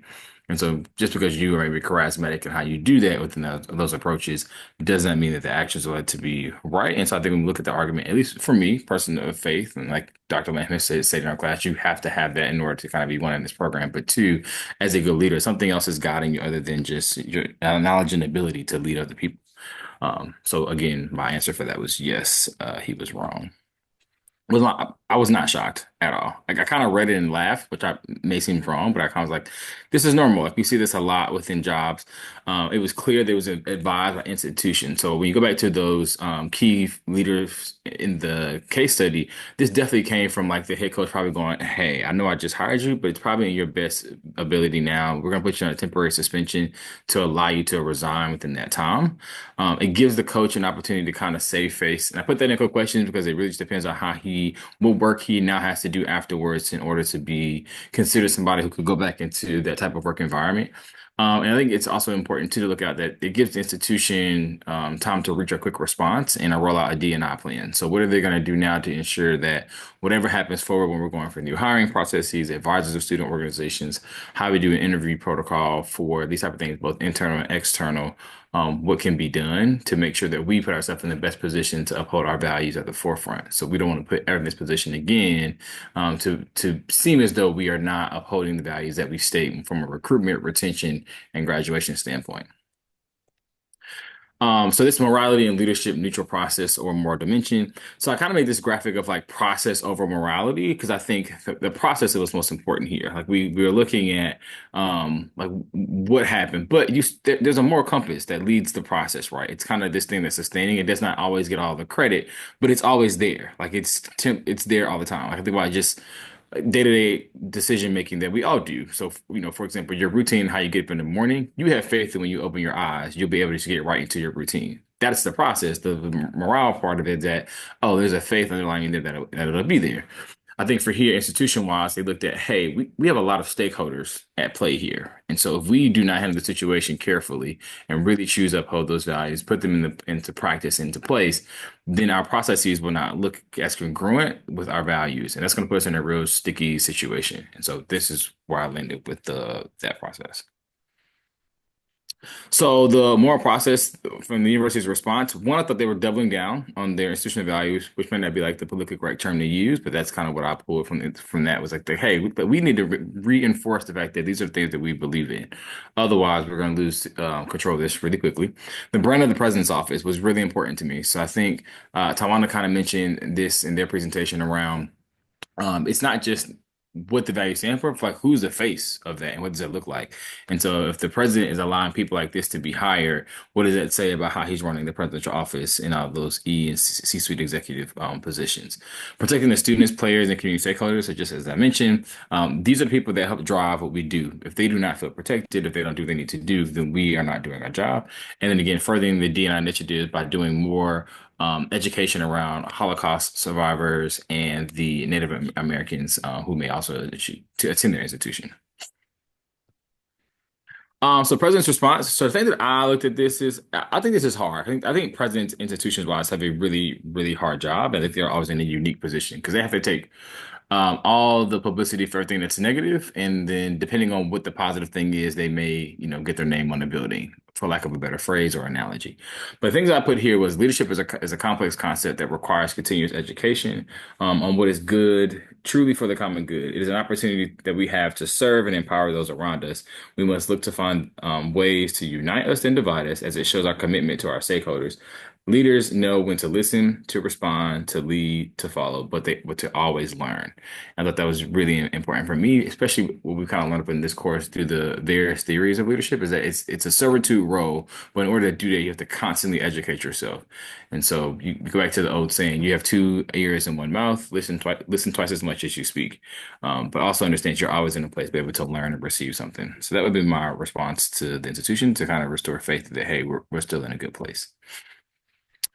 Should he be invited? I know Dr. Lim said yes. So this is controversial now that he's given us an answer, but I said no. I think mainly because I don't think the coach was well informed enough of how harmful it would be to invite somebody like that, because then they could impede upon those values into that person, and then they might choose to lead that way. And that would not be helpful for those players that he would be coaching as the offensive coordinator. And so, no, I don't think he had the wherewithal right now. I don't think he's been educated enough to say, hey, this doesn't seem right. So maybe we shouldn't allow this person to impose these tactics onto the field for our players, because that's not what we morally believe. While I do think you probably could pull some really good points from the conversation from inviting this person to dinner, I just think right now, coach is just not in that place to be able to receive that information and be able to have the wisdom and wherewithal to separate the two from a coaching perspective. Okay, so questions, comments? Excellent. Boy, you kill me. I love the athletic director and HR. As I've said earlier, the HR needs to look at, they had a leadership role, and we got to fix our hiring process. The questions that we published that, Monday, we're doing TEP interviews for teacher education with young people. We've got a list of interview questions that have been vetted. And when we do hiring, it comes out of the HR office, and they've got to do a better job. And the athletic director has a role to play, because they're primarily the person who makes these decisions. Athletic director's got to say this whatever we're asking is not getting the right. We're not finding out the right things on these people. And so yes, that's exactly right. And also, from the HR perspective, what if this person, as Tim pointed out, what if you went and had the conversation and said, we're going to put you on suspension, and it'd be best if you went ahead and resigned, and they double down, I'm not resigning, and go to the media themselves. What are you going to do now, hero, as HR department? Then it's going to become a due process issue. So yes, they are a player in this. Maybe not directly, as Tim said, directly in a leadership role, but they are leaders, or should be. And so your HR department in this, as I've argued all morning, they didn't have the right questions when they asked this person in the hiring process. And B, if they don't just fall on their own sword, what are you going to do now? You didn't ask these people anything about their faith or their beliefs or any of that, and now you're going to have to get rid of them. you're going to have problems. So HR has let you down on this one. Now, if somebody lies to you, that's okay. We asked them this. They said they believed this. They didn't. We're dismissing them on this basis. But if you didn't ask, that's on you to find out. And I'll tell you my Bobby Knight story in a few minutes. I have a different perspective, but Tim's probably right. But I have a different perspective from inside knowledge that I want to share with you, and I'll tell you that. All right, Rebecca, what have you got for us this morning? Okay.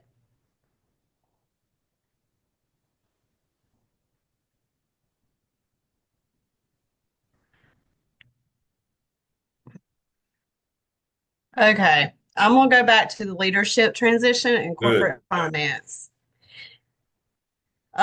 This case kind of resonated with me because this recently just happened at my position. But to summarize some of the key points of the study, Jake was the newly leader that was appointed by the financial officer, Lauren. Lauren had good faith in Jake, knew that he would be able to do the position. But Jake based his leadership abilities and was expecting the team to, you know, be positive and collaborate. And then at the meeting, he was proved wrong, of course. And so then the team members could not get along. They were arguing about, who did what template was to be used. And so Jake then organized a study performed to see, how the collaboration could be improved. I base it around the Herzberg's hygiene and motivation theory. This theory was proposed in 1959. This was based on like the meaningful work and the achievement of the team, and how this could be done within, pertaining to the theory. The central problem of this case study was that they needed to construct a budget for the new company's new fiscal year. Along with this, they had secondary problems, which of course was the teamwork and collaboration. The team members was not working together, and Jake had a hard time in trying to figure out how to make the team members work together. The new changes to the leadership, the team members was basing it on the past leadership abilities. And then the delegation and cooperation of tasks, and then the team members were fearing punishment for mistakes. The supporting information and evidence that I looked at was the lack of collaboration, the leadership styles. I kind of studied a little bit on the law number 2 from Maxwell that interested me in building relationships to gain the right people on the team, to organize the vision of the team, which the vision was to get the budget completed. And then the leadership style, authentic, having a positive organization to be responsive to people's needs and values. And the alternative solutions that I decided that would probably be more beneficial to the team would be the more collaborative communication with goals in the organization, considering making changes to the roles of the staff members. And then I thought of maybe doing like an organizational chart to reflect the roles of each employee, because I think that the team was very disorganized and, reflecting on the past year of what didn't work and what did work, creating the new vision with the new leadership. Also creating, maybe Jake could create a step-by-step procedure to complete the budget evaluation process, where he determined what each team member was going to do, and then establishing clear goals to be attained. Evaluating the alternative solutions, I would create a timeline to evaluate each team member's roles and the improvements of each team member. Review the progress of the constructing of the budget, and maybe do it, quarterly or, to the end of the project whenever it's completed. And then my preferred alternative plan would be to make the changes to the person in charge of the template and redelegate the task to each staff member. Plan of implementation would be to list the goals of each organization member, complete the timeline, and then organize the secondary, maybe organize like somebody else to, be there just for like a mentor or a secondary leader, to make sure that the timeline was completed on time, and to reinforce and encourage teamwork from each team member. That's it.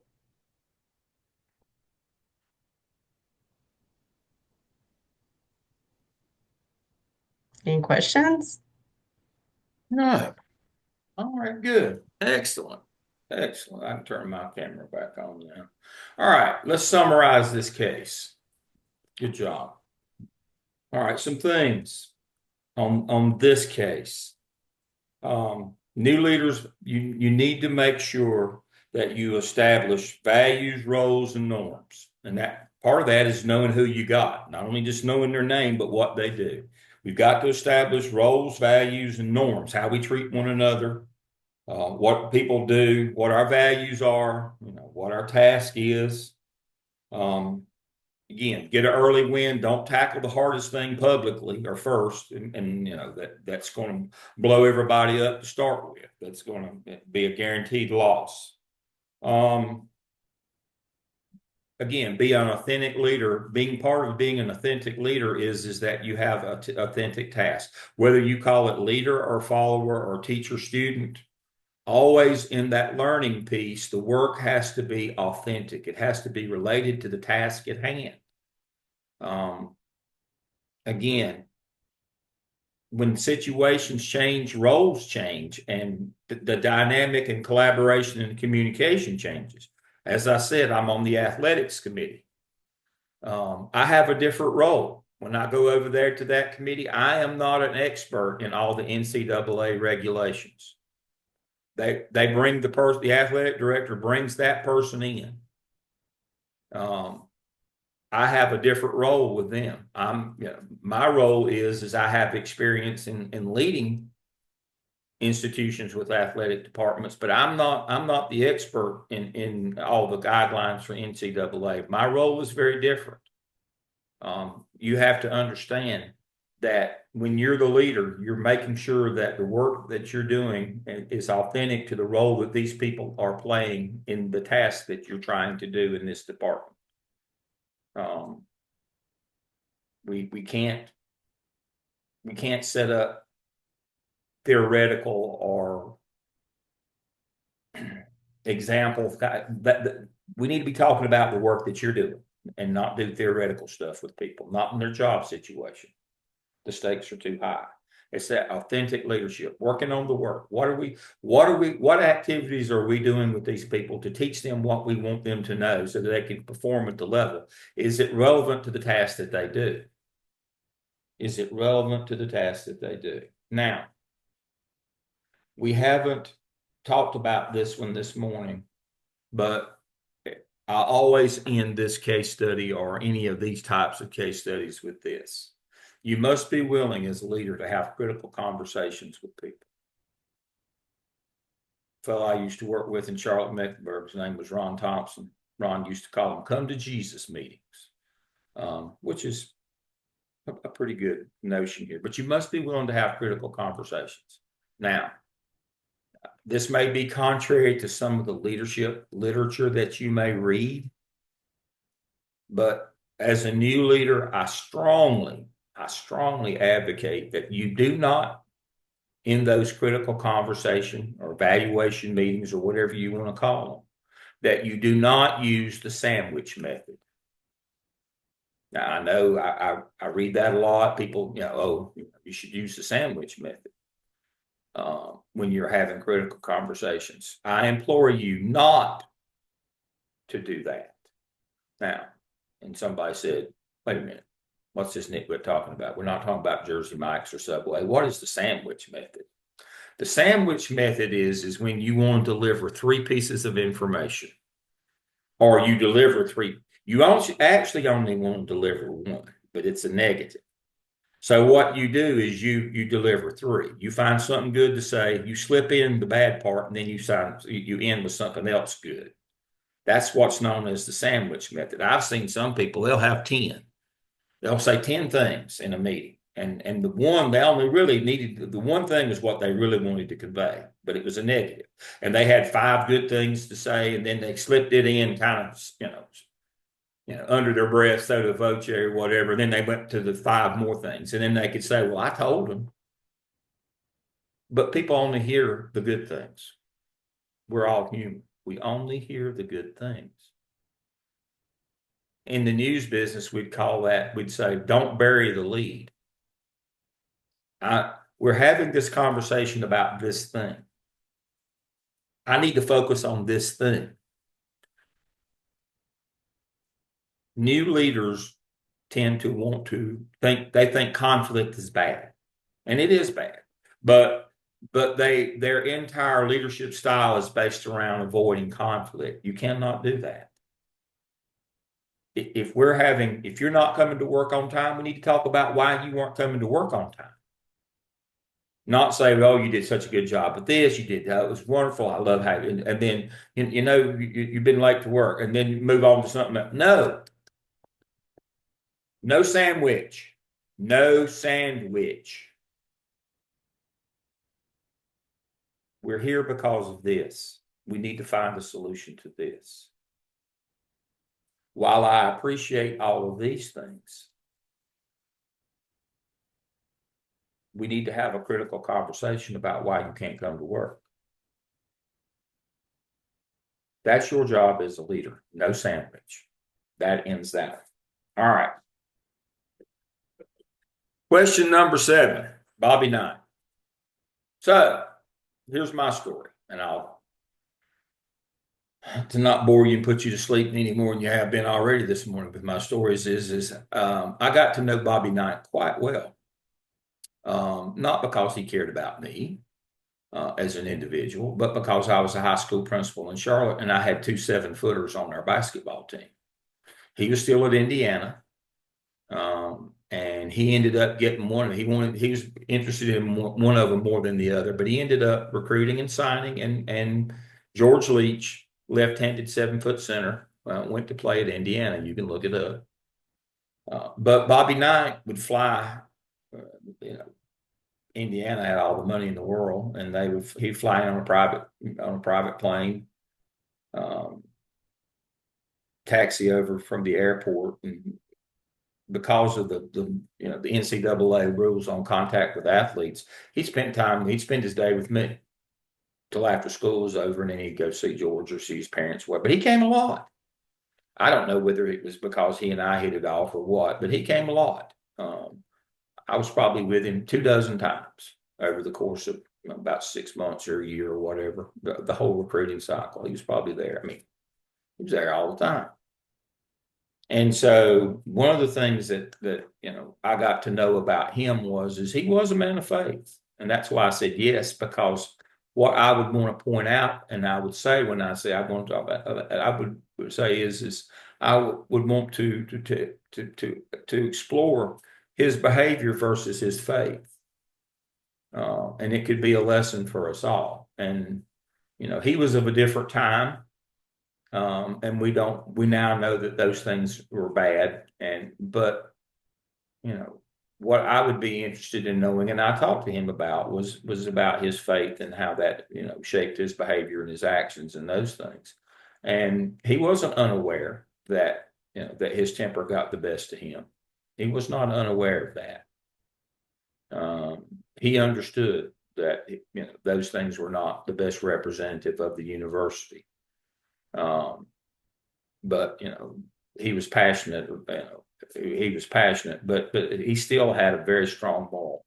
Was a very strong Christian with a very strong moral center, and that would be the piece that I would say is what people should know about him. That Christians are imperfect as well, and that we can all self-reflect and do better. And that would be the leadership piece that I would want to explore with him and want people to know is that Christian doesn't mean you're perfect, and it doesn't mean that you don't work on your behavior and work on getting better as a leader. And so, having spent that time with him and a lot of it, there's a lot of the part that I would want to accentuate with him would be is that he was very much a Christian and moral leader and believed in that very strongly. And that's why parents would have their kids come play for him. Now, his actions sometimes fell short of that. But I truly believe that he was a very strong Christian man in his beliefs. And at the core, he just, as all of us sometimes fall down. But at the core, he was a very strong Christian leader. And I think we needed more examples of that. It's kind of like, Gardner Webb. I tell people all the time, I'm a lot more in love with the idea of Gardner Webb than I am the execution on most days. As an organizationalist, we don't do things very smart sometimes. But the overarching idea is the place in society for Christian organizations. Do we always do the best? No, we don't. But the big picture here, folks, you got to see the big picture sometimes. Sometimes you got to see the big picture, and society needs faith-based organizations. Otherwise, we lose we move our moral compass, and we have things that happen with Hitler and Mao and Stalin and all these people who committed all these atrocities. That's because we lost our moral center. And that's what worries me about the decline in church membership is people are losing their moral center where the ends justify the means.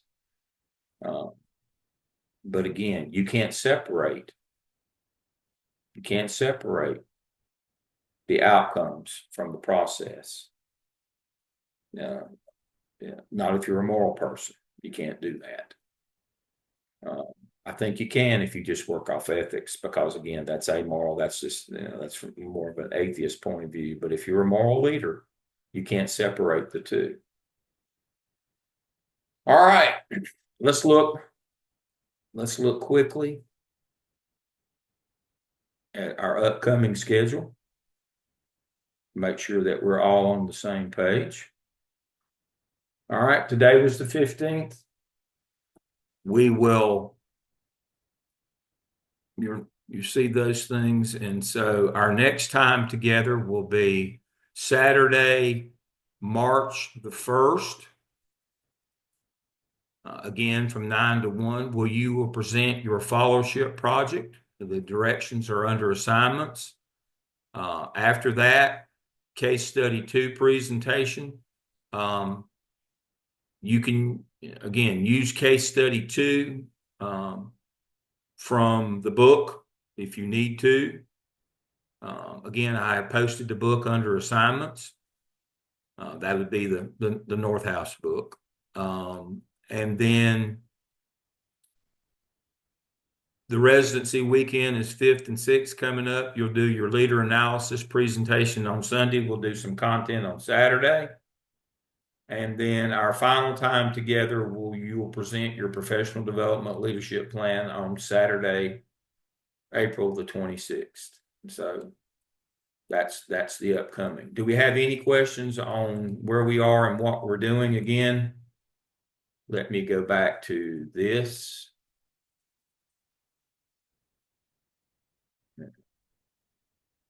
Again, if you have any questions on assignments, you can do it. Sign me back in.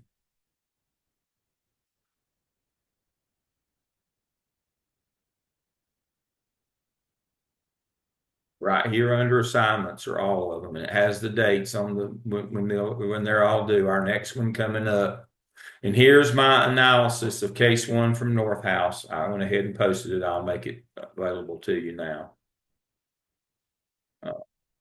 And the followership project, here it is, and the things that you will need. All right. Anybody have anything that I've missed today for the good of the group? I'm interested, as you start turning your things in, I read them all. Now, please remember, I'm old and I don't do well with small print and I don't do well with watermarks and colors in the background. I'm colorblind now. You see, I wear black and white, about all I wear anymore. I can't match colors. And my wife's not there to mind me. I wear stuff and look like crazy old man. So remember that. Remember your audience here on some of these presentations. All right. Anybody have anything else? All right. Continued prayers for Latasha and her daughter. Our other classmate, Diane, I won't go into it, but she's having some issues, and so we'll pray for her as well. And so remember, I have my link in the in Blackboard. You can schedule a time with me on Monday or Friday or Wednesday or Thursday night if you want to talk about dissertation. I'd be glad to. Lauren and I spent a good bit of time this week. I had a great time with Lauren. I met with Jeff. I met with most of you already. And so anytime you want to talk, I'm available. All righty. I appreciate you being with me today. And we actually got done 20 minutes early. Look at us. Good to see you all today. Thank you. You too. Thank you too, Dr. Bye, Lamb. y'all. Thank you. Have a good one. Bye, guys. Have a good weekend.